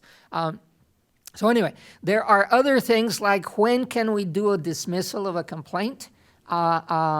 Because right now the ordinance gives us essentially 3 options that we have to use, and sometimes it has messed up anything that we have to say because the specific way in which you have to report back basically says, do you agree with the chief's report or not? And sometimes it wasn't even the chief that wrote the report, so how do we agree with the chief that, that kind of stuff. So the last 2 there are procedural ones, but we need cover as to how we run a hearing because the procedures right now, we're stretching them. And then the last part is Carla and I have been working for the last while. We generated a 5-year report for the CPRB, and we're working on the last 3 years, and then we'll be current. We're almost there, and you'll get to see the numbers. You'll get something that has never been done before, which is a listing privacy protected, but of all officers and how many complaints there are about them. It's something that we've been working for a long, long time. So that's something that we're working on. The 3rd section, as you see here, is one that we mutually agreed very fast. The next level up for a review board, at the time we were thinking, is a board with investigative power, which would require us to basically step off because I don't feel like I have the training to do that. And then it would require probably more money being spent to have that kind of board. I have a friend in the Philly Police Review Board, and it is more than a full-time job when it comes to investigating. So anyway, so that's what we did for the buckets from the citizens, the residents petition. The last section I want to show you is other things that worry us, and especially myself as chair. The biggest one right now is that, darn it, I can't get a quorum very easily. We have 6 members, but one has been sick for a while, which means now I have 5, and lining everybody up and getting everybody to have 3 board members under the circumstances, at least, has been very hard. The last 6 or 8 months, we have canceled more meetings than we should, but especially for fairness, both for police and for the person appealing. It's just really, really sad. So we are starting soon a church tour to visit and ask the pastors and other people to consider applying. And we come back to the part of we need to put before you that you consider and take whatever measures it is to look at why there are exclusions on the ordinance for people with felonies and with people with law enforcement experience. Right now, it spells out that it's federal, state, and local. We have had applicants that have had experience, and darn it, it hasn't been good.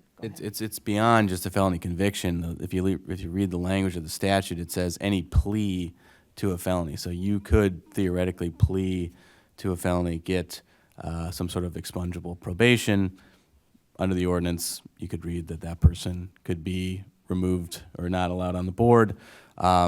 It's a blanket, any felony that can be driving on a revoked license, retail theft for the prior. So, you steal a candy bar twice from the Quickie Mart 2 different times, you're a felon, which is charged in this county.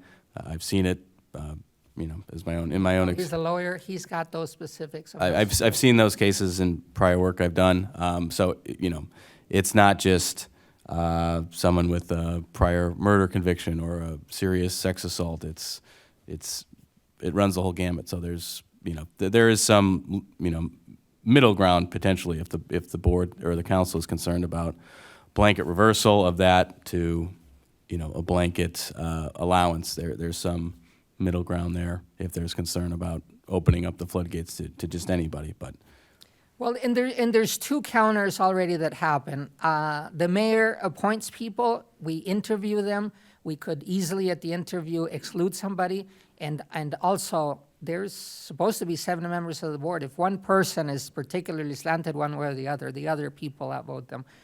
In my 8 years in the CPRB, there has always been a very fair group voting when it comes to when somebody's really pushing a particular section. They just get outvoted. So for me, this is a no-brainer when it comes to inclusion, so that we can get anybody considered, any member. There is no other commission that has a felony exclusion like this. So you should, if not now, when is for me the question as to when this gets taken off.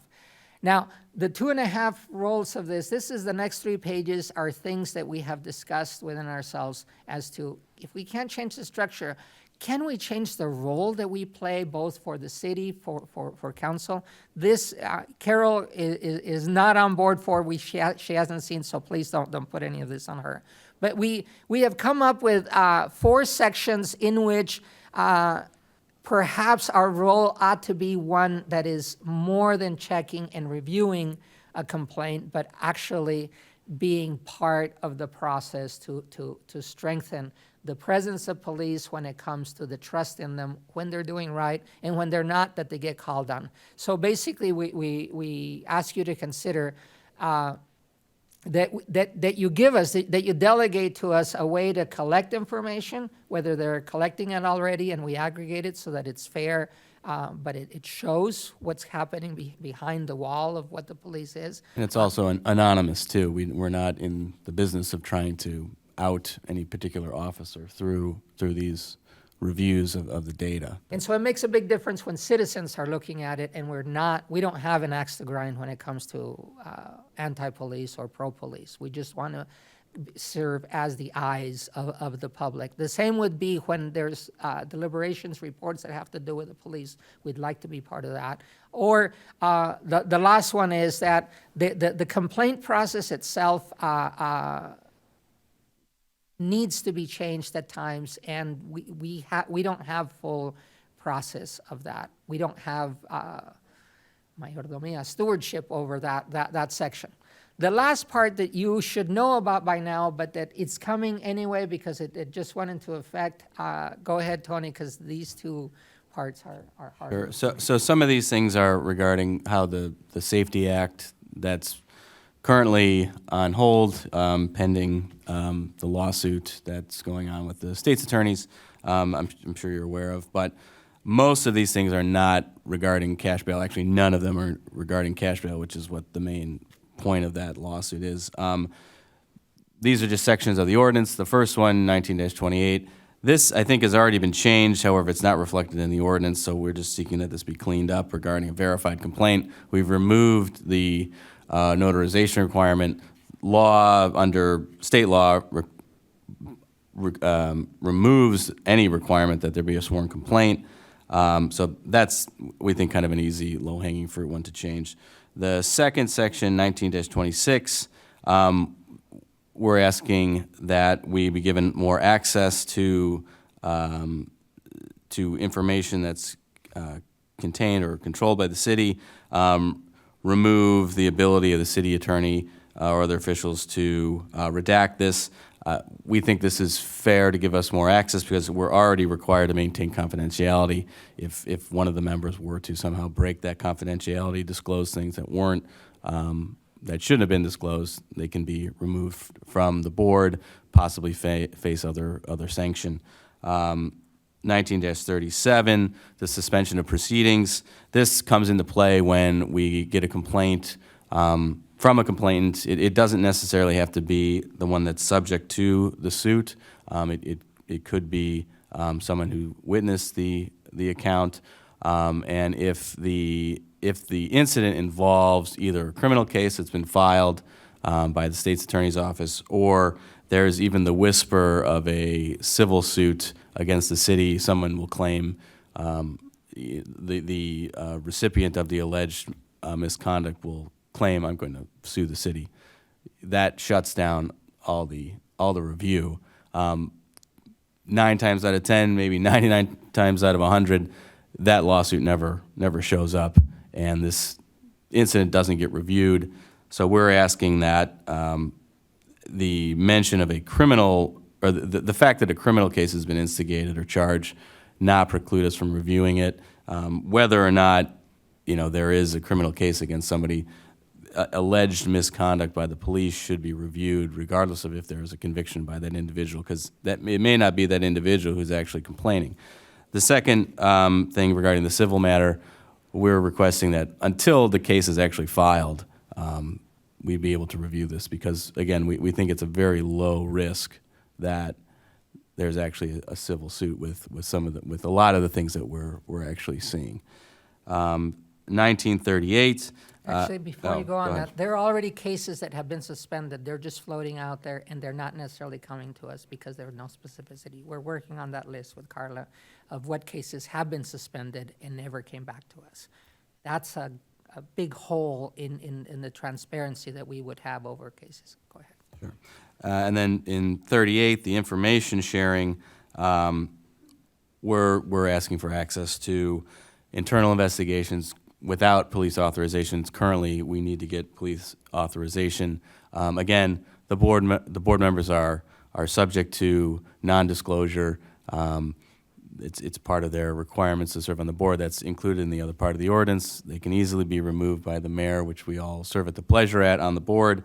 We don't think that would be a major issue if we were allowed to have that access. Again, this goes along the lines of what we were talking about in bucket 2.5, is to provide a broader use of this board to review aggregate data and see if we can identify trends and bring that to the attention of either the police or the council to hopefully prevent certain things from happening or stop things that we think are happening.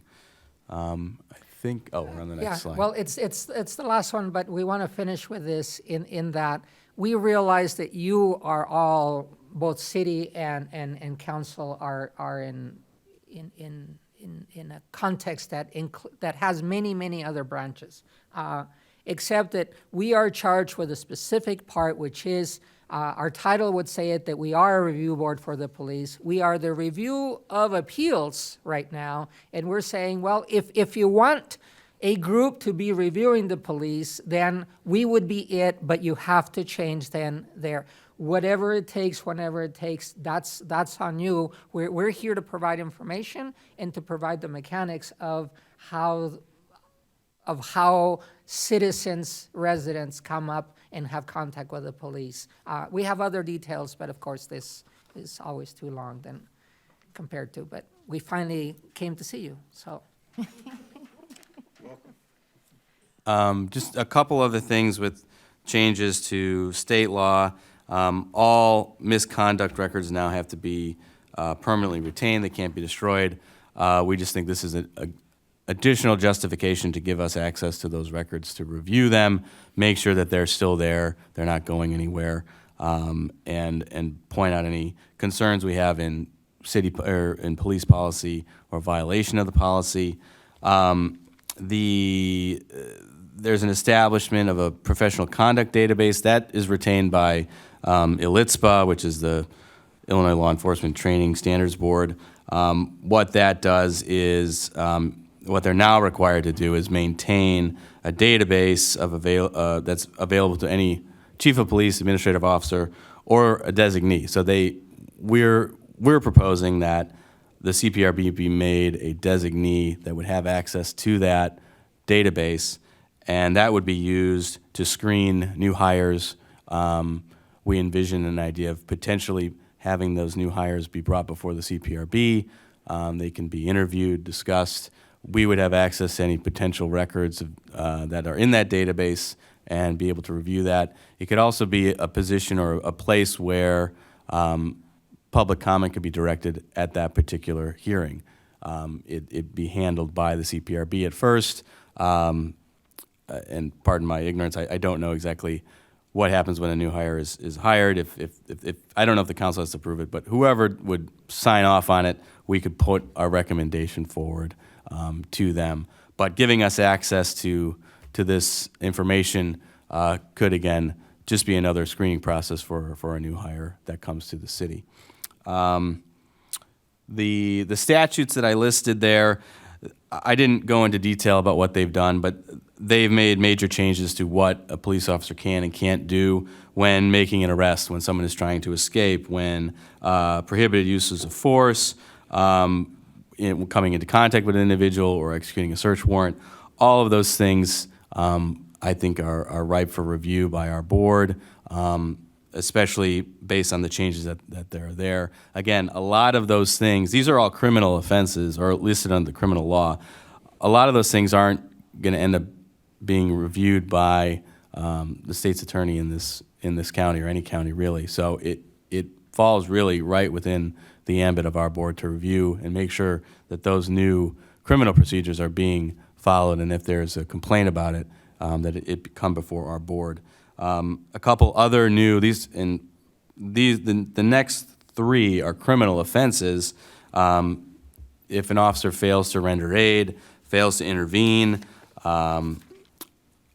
fails to include or provide facts in a report, there's a number of different procedural things that if they fail to do those things, one is it could be charged as a criminal offense. Again, whether it's not, is or isn't, is at the discretion of the state's attorney. However, our board could review those things and under our lower burden, make a determination as to whether or not, those acts did or did not in fact occur per our board's review. That's really it I had for those. Yeah, so that's our presentation when it comes to both the shared material at the beginning and then the last parts that only come from the CPRB. We want to be of service to the community to build that trust. I believe in our police department and the story that they can construct, but having access to the information only helps them. And it's very hard, I have seen, for people to share information, but as you'll see when we come out with a report, the number of complaints against our police is actually quite reasonable. And people should know that too, instead of building up and conjuring an enemy.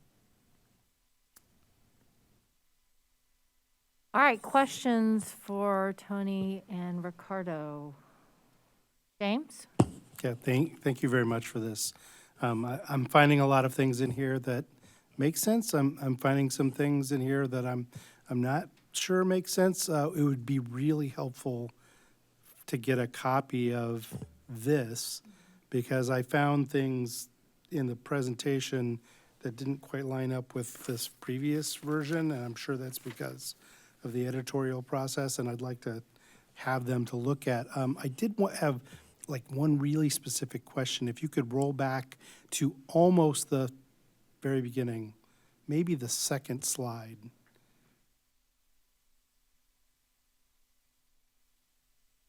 There was a statement about, Go ahead and give the topic and. yeah, well, there was a bullet that said all of the most of the complaints were coming from one source. And I would like to yeah, there we go, number 2. What's this one? Can you explain what that means? It means that we received a lot of complaints and then request appeals to what the police department had done or city had done, and therefore then we are obligated, and that's the kind of But what's the source? the source is An individual an or- individual putting in things. I must say, because of the many complaints and appeals through that source, we have learned quite a bit about many places where we needed to bolster both procedure and even ordinance. But going through all of them is a lot of resources. And the other, actually, this may be more a question for Mary Alice or Sharice, but what is the current situation with any appointed board? I understand the mayor can ask for someone's resignation because they do the appointment. What's the process? Has council, have you observed council removing someone from a board or commission? No, Is it- I is personally it have never seen defined? that. Is it defined? Is there a process defined? I honestly don't know. Okay.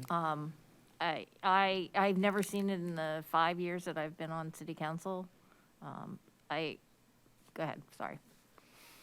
Okay. I don't know the answer Sharice, to that. I saw Sharice. I was just gonna say that, I know before I was appointed to the board that I was on, that I'm on, that I am on, I was, number one, asked if that was a board that I could be on. And it was because of my background in education and stuff like that, that I was even thought of. And I would think that I think the issue, at least what, and I don't think that, I've never known Mayor Marlin to ask somebody to resign or leave. I think if, I know there are people who do for whatever reasons they can, but the other thing is that I thought was a good idea, because I kind of saw that when it was said that people could come and talk to the city council or interview kind of with the city council or have a statement or something like that. Some people have done that. They have before we appointed them, before the vote came up. But it's not a requirement. Like we had, during this time, we had so many appointments just for this seat right here. Because people were sick, people left, and whenever there's an appointment, people have to come and present themselves to city council for city council, but I don't recall it being like that for boards or commissions. But some people I do recall a few people coming in. That's getting to a secondary point, right? So Yeah. the first question Right. was in terms of, can city council remove a member from a don't board? think And we at can. I least from think this mayor can. highlight here, it looks like only a mayor can Yeah. Okay. in the ordinance. But separate, I think one of the things that you were talking about was having potential members come to city council, which is not something that we have done in the past, not to say it's not something that could be done in the future, before appointments are made by city council. Did you have other questions, James? Well, I was just going to follow up and say, some of the things that I think I want to know more about are areas where the suggestions move into the realm of what I think might be council's responsibility or might be misconstruing the responsibility of council versus the mayor and the kind of government that we have. And I'm really concerned about the suggestion of what sounds like prosecutorial responsibility that you were describing a little bit earlier, which the city has no place of stepping into discretionary prosecution. No, You said if the state's attorney's not going to do it, we're going to do it. And What I was saying is if someone were to bring a complaint under what has now been outlawed, we're not a prosecutorial board. We can't even get a police officer to show up in front of our board if we wanted them to. So it would be just a review of the conduct, and we look at whether or not they're following policy, and if those are now outlawed per state law, I think that's something that's within the board's purview of reviewing. I'm not saying, we don't have any prosecutorial authority. What I'm saying is prosecuting police in general, not just in this county, in this state, in this country, is not something that is done with any regularity. It's increased, but it's not something that you're going to see any local prosecutor pick up a torch and run with, absent some few jurisdictions. But it's a place where I think the board can step in, be an outlet for complaints about certain things. And there may be nothing there, but it provides that sort of oversight that the community is looking for. Just a clarification. Presently, the CPRB has the opportunity to review a case, but what we are left with as a decision is only to support, not support, and we'll be asking for dismissing a case because sometimes it just shouldn't go on. But we don't have any power whatsoever, both in the legal sense. We can send a letter, notes, to the chief. When it comes to the tasers, we can say something that maybe the policy ought to be changed, and that's it. We have no power whatsoever as to the conclusion of any one case. And we wouldn't under what we're proposing. What we're proposing in the expanded role is that we have access for the public so that we can see, because that's about the only thing that we would have, is for the public to know that somebody else has seen it behind the door or behind. Presently, we have a portal in which we see the complaints. That is a really great progress, and we thank the city for doing it that way, because now we can see the full complaint online whenever it comes in. We just had one this week, and we can see it instantly as soon as the procedure of intaking is out. But we don't have any other power. Just because we see that complaint doesn't mean we review it. We don't have any authority to take it up. It's just someone has filed a complaint, we're able to look at it. If there's an appeal, then we'd see it. But again, and it's a up or down vote, is do we think what the internal investigation by the police was, do we agree with it or do we disagree with it? And then that's it. All right. Bottom line is, I would appreciate a copy of this so that we can dig Well, into in it a fact, little Carol will get one deeper, too, because it wasn't her fault that she didn't get one. Yeah, It was yeah. just me after the fact, so. because we can dig in a little deeper and understand what you're trying to do. Excellent. Chris? Yeah, well, I'm going to say at the outset that everybody is going to disagree with everything I'm going to say, but I was there in 2011. Let me hit on some fast points here. Number one, you're asking for a felon to be on your board. Well, the reason that got put in, that there was a prohibition against felons, was we had two guys warming up in the bullpen ready to go on the board in 2011, but because the police wanted retired police officers on the board. So that was the trade-off. All right, you're not going to have police officers on the board. Well, you're not going to have felons on the board. So that's how that got done back in 2011. My thought was always, why can't we have a representative from the public defender's office? Why can't we have a representative from the state's attorney's office, the judiciary, and the College of Law on the board to kind of give expertise in terms of, you know, the legal realities? I mean, Tony, you know, you run into this. Well, when the officer grabbed my arm, was that against the law? Yes, no? I mean, who knows? You know, but legal expertise would help if we had that. But anyway, if you ask for felons, I'm pretty sure somebody's going to ask for retired police officers. The question becomes, are they biased? Do they have an agenda? You're telling me, Ricardo, that 6 of us can outvote them if that becomes a problem. You know, so maybe it's not a problem. Well, I can tell you from the last 8-10 years that I've been around that has always been true, and we get outvoted. I've been outvoted several times. But more importantly, when you limit the kind of expertise that can come to the board, you have limited the ability for the board to give a good and fair decision.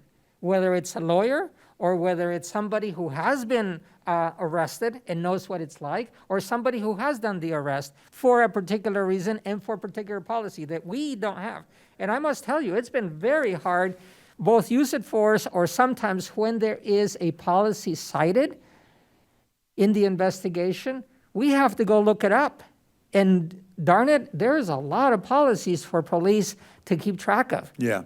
And so when it comes to us, we get a very reduced and boiled down version of it. And I would appreciate if I had law enforcement that could explain it to us. I must say, not everybody on the board is going to be in agreement as to bringing in everybody. But it needs to be discussed because it's been 11, 12 years since all that happened. And maybe it's time that we pave the way to have a full inclusive board. Yeah. Is what we're asking. I'm not saying we shouldn't have ex-retired police officers on the board. I mean, they could provide some good expertise, just as a ex-felon can provide good expertise. So I agree with you on that. We haven't touched on third-party investigations. Do you want to maybe give your opinion, your thoughts on that? When I say third-party, let me identify some parties that might have a legitimate reason to investigate a police officer. The complainant himself, the media, the complainant's family, the complainant's lawyer, the complainant's, I'm trying to think, just those kind of people. Let me also give you some context. Back in 2015, we saw what happened, how the city of Champaign handled the Officer Matt Rush case. If you remember that, they emptied his entire personnel file to the News Gazette. They gave every video and dash cam video to the News Gazette. And he was tried in the media. Didn't work. The arbitration system overruled Chief Cobb's firing of him and put him back on the force. Eventually, they had to pay him $50,000 to leave. So what I'm saying is that it was, I don't know, the public was kind of relieved and appreciated the public nature of the way that particular case was handled. It wasn't secret. So the problem with you guys that I'm hearing is that you're private, you're secret, and nobody else can investigate but the police. Not even you can investigate anything. So let me dump that rant on you and you respond. Well, let me abstract from it in a second, but let me add one more person to the possibility of complainants. There have been a couple of times in which we saw that something happened, and as members of the board, we knew enough that we would like to lodge a complaint ourselves over something that we see in the system. We have currently no procedure for somebody who has seen it enough to raise the flag. It wouldn't matter because we don't have a way to lodge a complaint ourselves. So that's up for consideration. I must say, it's not only a touchy subject, there are many angles to that subject as to who can lodge a complaint for what. So to abstract now is let's say that we write the letter of what you would like the CPR to be in order to build trust between the community, the police, and therefore the city. When you define that, then we can go to the specifics of which parts of a party to voice the complaint. In my estimation, if no one else is able to lodge a complaint, then the CPRB ought to be able to lodge a complaint, even if it goes to another hearing or somewhere else. When something is wrong, somebody ought to be able to call it. It could be council members, it could be board, it could be anybody else. But when it doesn't happen, and one of the first things we see, and I've heard from police that other people consider Urbana police to be, let's just say, nasty. It may or may not be true, but we can't contradict that narrative until we have ways to build the trust and to say, no, they're not. It says right here, look at the complaints, right? We can't even do that under the present system. Yeah, I think a second Chris, function. just give me a moment, please. Sure, It's 10:25. We have 5 minutes left in the meeting. This is what I'd like to propose that we do. I propose that we extend the meeting till 11. We let everybody have one opportunity to have a question. Perhaps you'd be willing to come back in about 2 weeks once we've had an opportunity to digest some of the information and ask follow-up questions. Does that sound like a plan for everybody? That's a good plan. Okay, so can I have a motion to extend the meeting till 11? Motion to extend the meeting to 11. Second. Very enthusiastic, Sharice. Oh, Moved by yeah. Sharice, seconded by James. All those in favor, please say aye. Aye. And I'm going to yield my time and let others ask Jaya? questions. Thank you. Thank you all for this presentation. I would reinforce that I'd love to see both versions, and I think, and I don't know if this is more to the staff side, but we have this, what CPRB and staff are working on slide, improvements to this procedure manual that will inform changes to the procedural parts of the ordinance, et cetera. I would love to know where we are with those.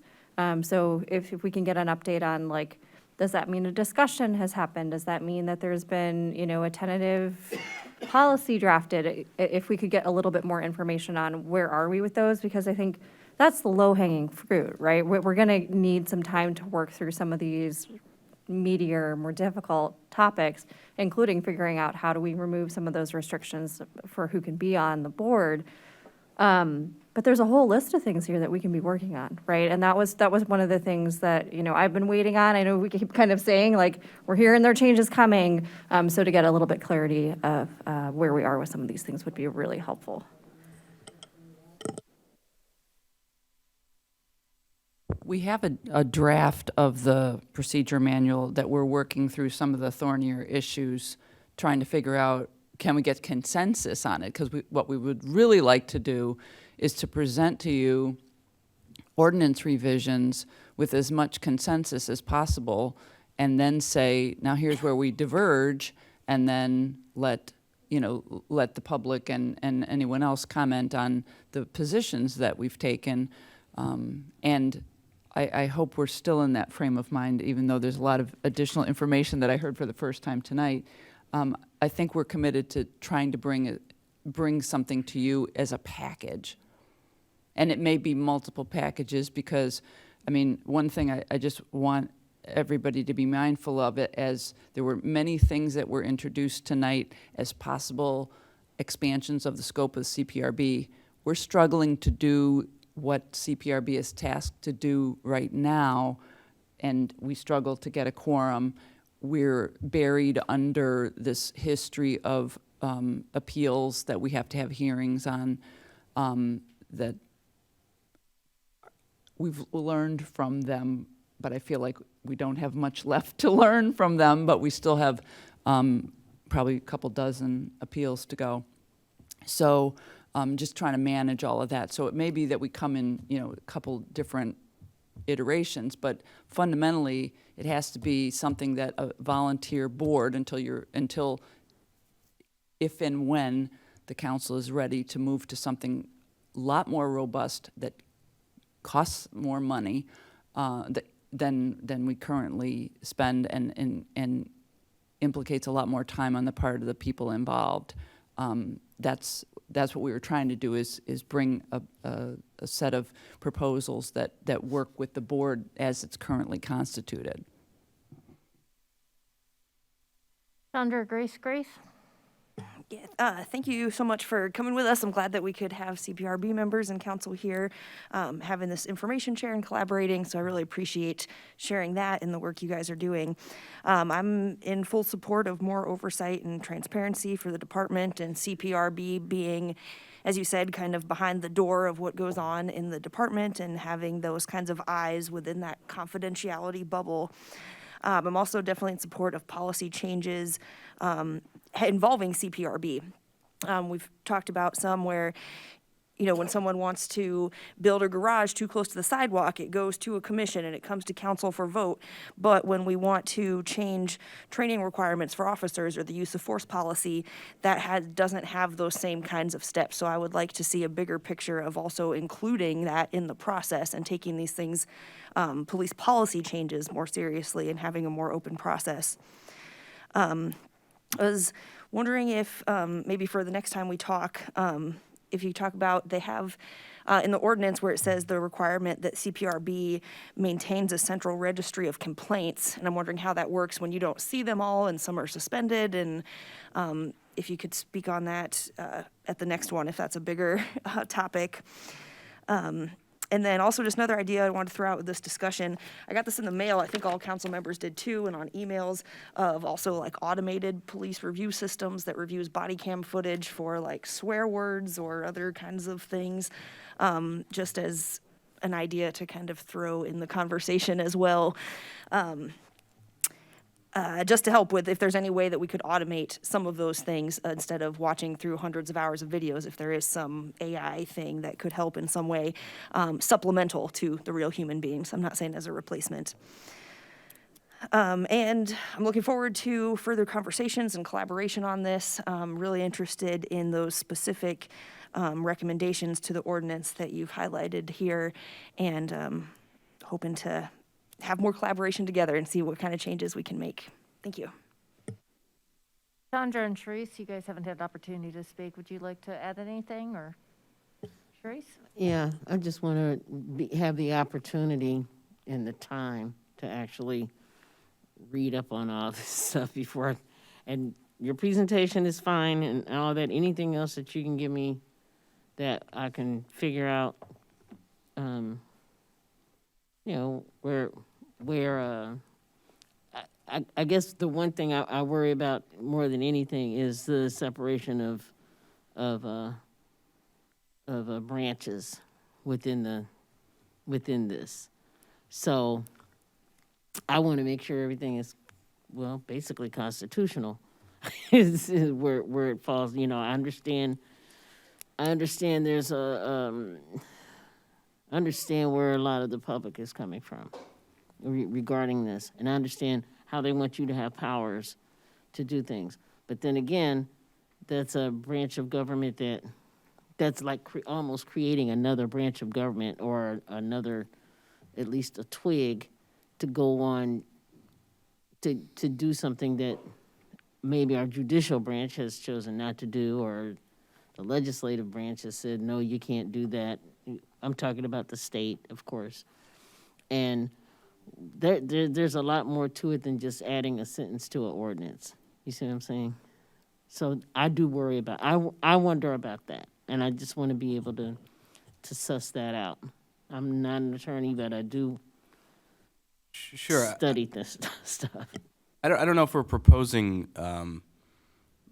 violating the separation of powers. It's more of a, at least I look at it as, I mean, the mayor's office oversees the police, and if there's a internal audit of one department in one branch, like an auditor, internal auditor, and auditor general, that's perfectly allowable, I guess, and that's kind of where, at least in reviewing individual complaints, that's kind of what we do. We're not tasked with, and I don't think we're asking to get any sort of prosecutorial power here. It's simply to, be an internal watch on what's going on within the police department within individual complaints that are brought up, and possibly talking about expanding and looking at general policies, use of force policies, that sort of thing. So I understand the concern. I don't think we've ever asked for some sort of ability to impose some sort of a punishment or fine, or request to remove something. That is for elected officials and not for us. We're not seeking that at all. But to bring it to those officials' attention, I think, is part of our purpose, or could be. All right, I am getting ready to wrap this up. Is there any last minute thing? Okay, my question to you guys is, has there been conversation at the CPRB in terms of designating, I'm gonna use the phrase buckets, they're using buckets, the types of complaints? At one point, about a year and a half ago, there was a conversation about, are these administratively reviewed, or are they reviewed by the board? And I just wanted to know if there was anything that was discussed at the board about those Yeah. two different kinds of. So there's two items that are presently in the works to come back with, and that is, there was a point at which we put everything with complaint numbers so that no one would feel like we neglected anything. So in some of those for administrative decisions, it is one of the reasons why at least one of the changes must be that we are able to dismiss a complaint that's been appealed, because sometimes they have included those, that nature of a category. We talked a lot about triaging complaints. I think that and here I'll go to the money question. When we didn't have an HRO, it was really hard. Everything transferred to Carol, and Carol was intaking, crossing it was a lot, and naturally there were things that came through that, darn it, if we would have had another person on it, it would have been better. Perhaps we need to figure out what happens when the money's not allocated so that somebody isn't hired so that then that person doesn't do. Because as long as we have Carla intaking those complaints and they're going directly to her instead of at the police desk, because it is intimidating to put in a complaint about the police with the police. If they go to Carla, she's been excellent to take it in, to start it, and then call back the person and say, do you want to continue, and I'll type it up for you. That kind of support is vital. And especially because if you have it, it does not erode the confidence that outside people have as to what's going on in here. So that would be my answer there to categorizing. At the next meeting this week, we will have a consideration of what do we do about 34, 36 appeals that we have left? 34 appeals, because we need to expedite them. And we're going to have a proposal by one of the members of the board to expedite and just finally give a disposition on each one of these cases so that we can move on. I disagree that we have to have either the appeals finished or some of these changes. It's a parallel track. In my year and a half as chair, it's been regular meetings for long-term stuff and the appeals to do the individual cases. And sometimes it's hard to schedule one or the other, but they're not necessarily related. The number you dialed is temporarily unavailable. Oh, good. All right, well, thank you so much. We now, all right, Chandra. So your changes were a lot of it based on the residents' petition. Have you done research on like best practices of CPRBs? Because a lot has changed in the 12, 13 years since this was started. Yes, very much. Actually, Katrina Kindle, member of a board, went to the national conference this year to update us, and we're now members of the national association, so we can get those trainings and update us. We have done research when it came to actually the police academy guy, I forget, but he walked us through some of the options for structure, for example. So we have been learning about those, and that's why we could put the major change off and say that doesn't fit us. But in the meantime, we have to figure out what other changes are feasible and to gain that trust that we'd like to have. All right, thank you very much. So we have 21 minutes to talk about ARPA funding, so let's be strategic in terms of how we use our time. Just as a reminder, I think most people saw that Will sent out a spreadsheet. It had 2 tabs on the spreadsheet. We had new buckets, leaning yes, maybe, and leaning no. And then the second tab allowed us to enter in some information in terms of, starting to allocate money. So tonight what I'd like to do is talk about, and you guys can correct me if you don't want to do this, but this is my proposal, is that we talk about, are there other ones that we can cut from the list that we're going to just say these are definite no's? And then talk about the second phase, which is how do we allocate funding? What is a way that we can coordinate it that would allow us to hopefully be able to actually write contracts with these people in February? I mean, they've been waiting a long time. So that's my proposal for tonight in terms of our conversation. Is that okay with everyone? Yeah, okay, all right, Will. It would be great if we could show this. Well, it's all right. So, Well, that was mostly what I was going to say. Continuing on from last week's discussion, revising the bucket list, I think the idea was to kind of come to a consensus on kind of what the leading yeses and maybes were, and then once there's some idea or some consensus on that, then to entertain the funding discussion. So I think the first order of business where we landed from last week's discussion was getting that list of potential projects to fund right first, and then the conversation on funding. So that's really all I have to say about that. All right, okay, so, I guess, and I'll tell you kind of how I looked at things. One of the things, I added a column to the spreadsheet that just said, out of the no's, what proportion of the things people just said no funding towards. When I did that, I looked at all the ones that had 50% no's or higher. And that was kind of my justification for saying, okay, these are probably not going to get funded. I'm not going to consider them. That was my personal strategy. But if other people have ideas in terms of how we should minimize this list more, constrict this list a little bit more.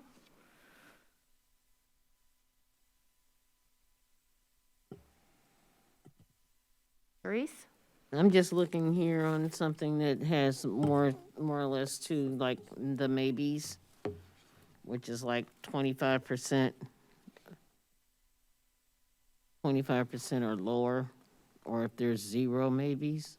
I actually see one that's a zero maybe. I don't know how that got on the list. Because it seems to be like it would, I guess, I don't know. Seems like it would be a no-no. Period. But that may be another way to glean or to get stuff, you know. If you look at the maybes. Other ideas? Jaya? This wouldn't be for this moment, but being mindful of time, I think in terms of the maybes, if we can provide some clarification, if that's like, maybe if there's funding left over, right? Like, is that more towards no, or is that maybe, like, I still think it's a good idea, but I'm just not sure. Do you know what I mean? How If did that's people helpful. define the maybe? Right. So before we go to the maybes, can I ask council if you feel comfortable omitting the 3 lean no's at the bottom? There's only 3 that lean no. How comfortable do people feel about omitting those? Grace? I don't. I might be in the minority here. But I think it's just worth more conversation, I think, just to say, because initial round, you know, some people said no. I'd be curious as to the reasoning for why. I feel like it's, you know, it's a big deal of decisions, and what we haven't had is the discussions for why. And I feel like this is a kind of a complicated thing, and there are some that it's like I could see it as this aspect, I could see this way, and I'm curious as to people's kind of justification for why or why not. So for me, it feels premature to cut something out without even really talking about the reasons why. Any other comments on the suggestion to cut the lean nose? Jaya? I personally feel comfortable with that. I think if we're going to explain every yes and every no, then we have to explain every yes and every no, and we would be here forever. So I think that people have a right to have made the decisions and presumably made them based off of facts. But I don't personally think that it makes sense to just now start introducing a requirement to justify a no. Any other comments? Grace? I just had a question if this stuff was publicly available yet? Like, have we been showing these lists and rankings or anything? No, not at this point. So this is all draft, so to speak. It's all fluid and changing. So generally speaking, once there's a final list, you know, then we can talk about, you know, what goes public when. But generally speaking, as things are in the draft stages, we don't make them publicly available. Well, the scoring was made publicly available, wasn't it? by Yeah, committee? All right. so the sheet that I sent out in advance has not been, but the scoring, it was attached with all the presentations. Correct. So people know the scores, the requested, the projects, all that, all the individuals, you know, first impressions, you know, since impressions can change, they're not necessarily final documents at this time, nor is the process concluded. So at this point, not everything has been shared yet. All right. So there's 2 things. James? I was just going to say that based on similar reasoning from our last discussion, I would also agree that we could move forward with dropping the lean nose because of the number of people who have said that they don't believe they should be funded. Okay, so I'm going to just do a straw poll so we can figure out how to move forward from this conversation, unless people have new things that they want to add. So my straw poll is going to be, just raise your hand if you think that we should eliminate the lean nose from the list for consideration of funding. All right, 1, 2, 3, 4, 5. And please show of hands if you do not want to eliminate them. 1. All right. So those 3 are removed from the list. Now, I guess the bigger question, and we have 14 minutes for this conversation, is now comes the hard part. How do we figure out how we're going to decide what amount of money each of these individual projects are going to get? Chandra.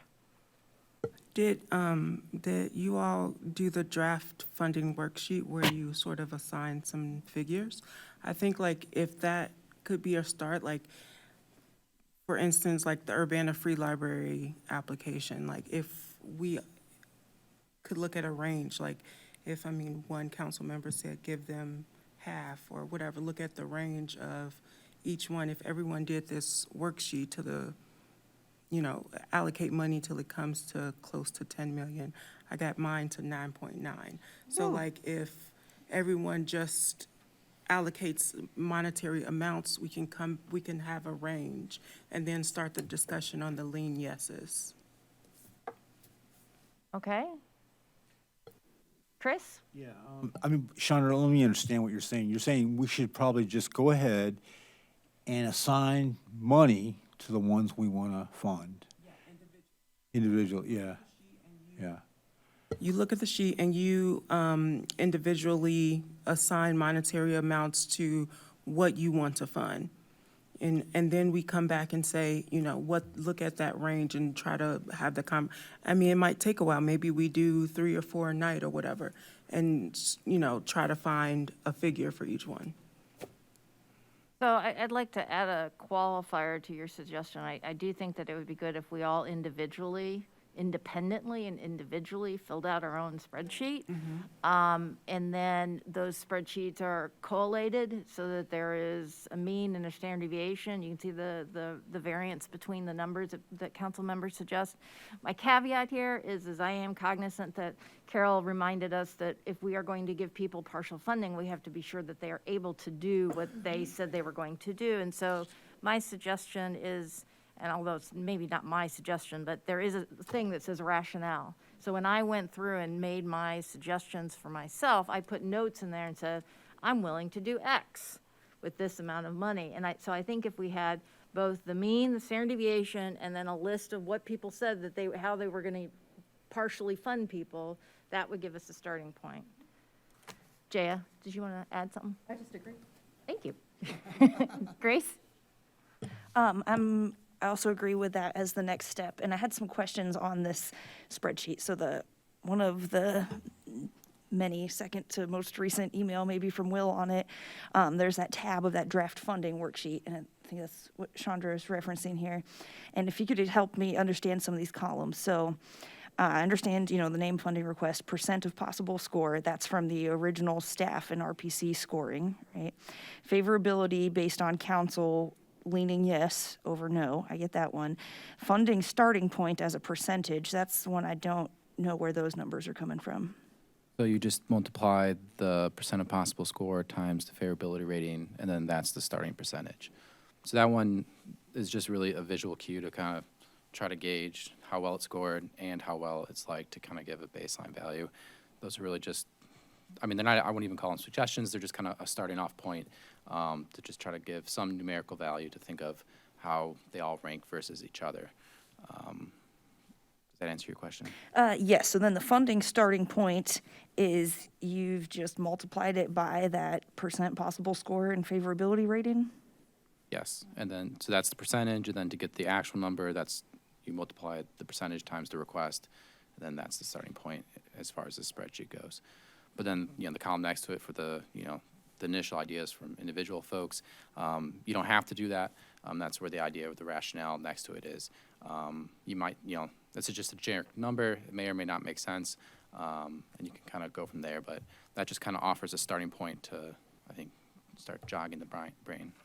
So I just want to add in that starting point is Will's idea, starting point. It's not a starting point from where Yeah. council should be. So it was Yeah. just a suggestion. I hate to say it, but I kind of ignored the starting point. No, Yeah, and it was there, take it or leave it, so. Okay, all right. Yeah, I was gonna say, because it makes sense mathematically, but in reality, it'd probably be a little different. James? Thank you. Yeah, I will have to admit, I ignored it as well. I used the original funding request for a couple of reasons. One is, there's nothing built in here that scored the presentations. And so we have the scoring from the initial pass, and that's an important piece of information to have, but we don't have scoring beyond that process. So it became more, how a proposal scored became something else when people sat in front of us and answered questions about their proposal. And the other thing is, using that funding starting point as a percentage, 98%, what's that mean for that particular proposal?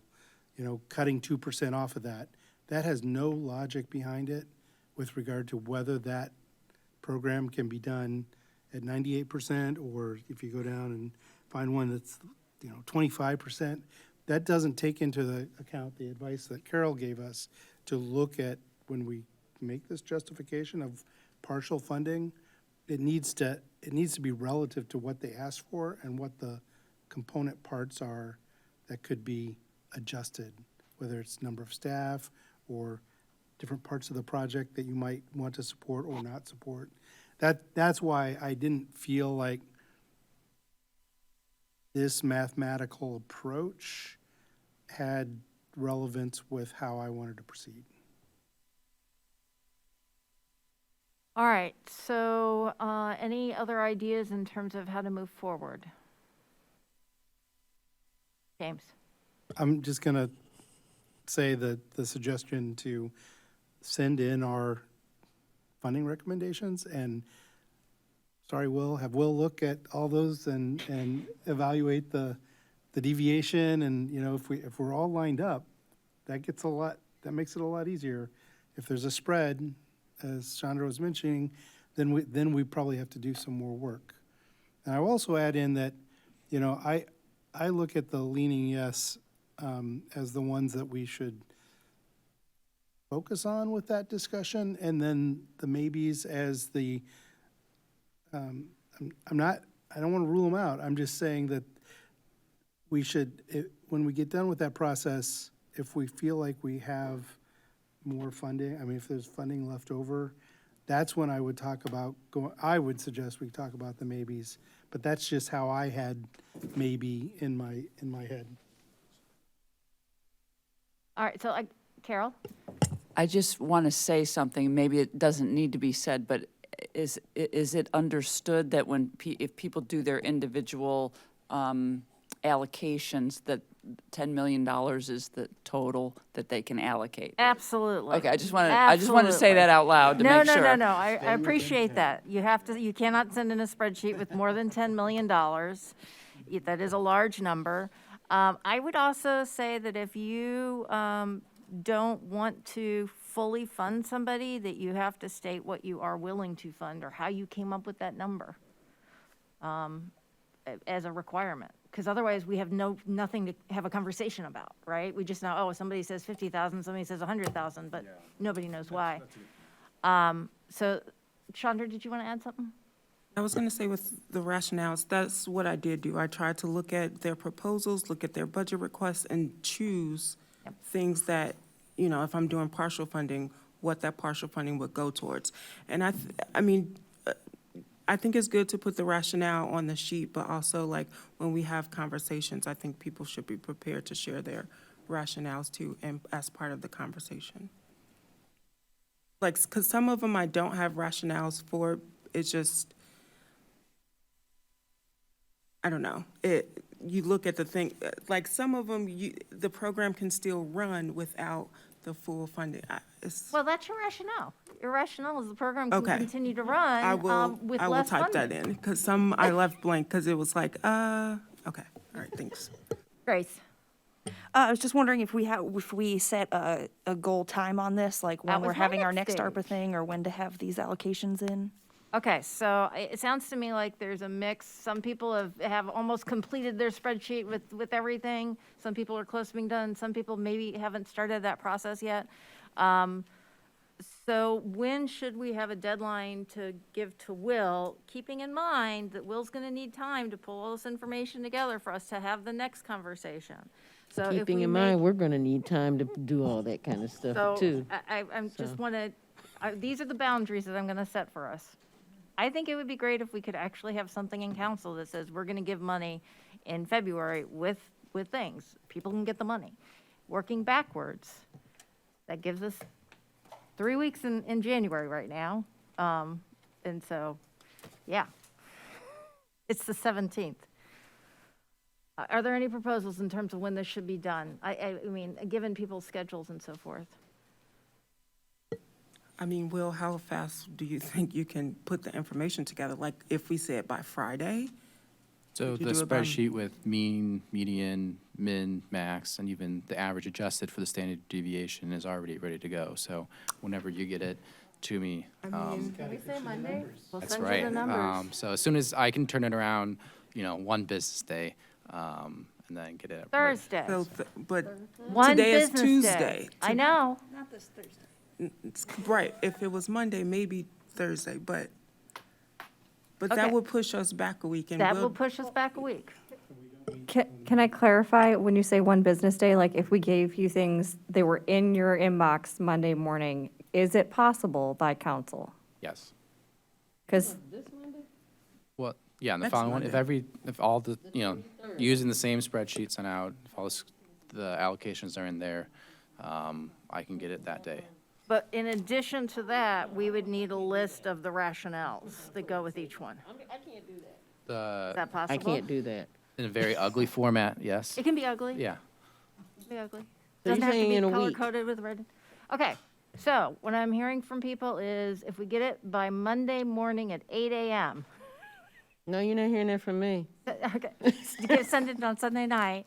Will can then put together a spreadsheet that will include the descriptive statistics, and then we'll have in not very pretty formatting, the rationales that people gave for if they were doing partial funding. That would be available for Monday night's council to have a conversation. And I would say that we should focus that conversation on ones that we were like, yes, everybody agrees we should give most of the money here, and let's just continue to whittle it down. So, is everybody good with that?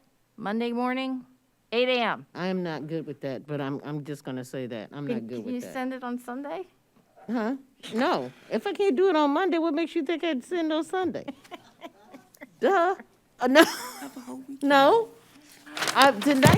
It's Tuesday, Yeah. okay? I'm not even gonna talk about the rest of the things that I have to do this week, including something for you. I know. So, I don't have that time. I'm making up for time I lost in December. Let me put it that way.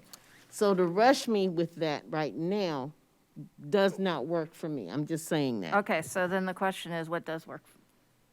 What timeline does work? You guys want to start distributing in February. We have a Monday off.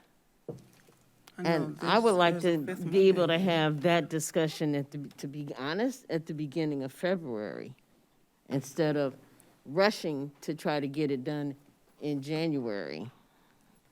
I can try, I'll put it this way, I can try to have these things, this stuff put in place, but I can't make any promises. All right, so, That's the best I can give you right now. And it is 10:59. and it's 10:59, so I guess we'll do a straw poll. That's the only thing I can do, right? We did a straw poll earlier. Okay, how many people want it to be due next Monday? All right, how many people don't? Okay, that's thing. Thank you very much. And with that, there's no further business before this council. I apologize, I did miss the council input and communications, but we are out of time tonight. Thank you.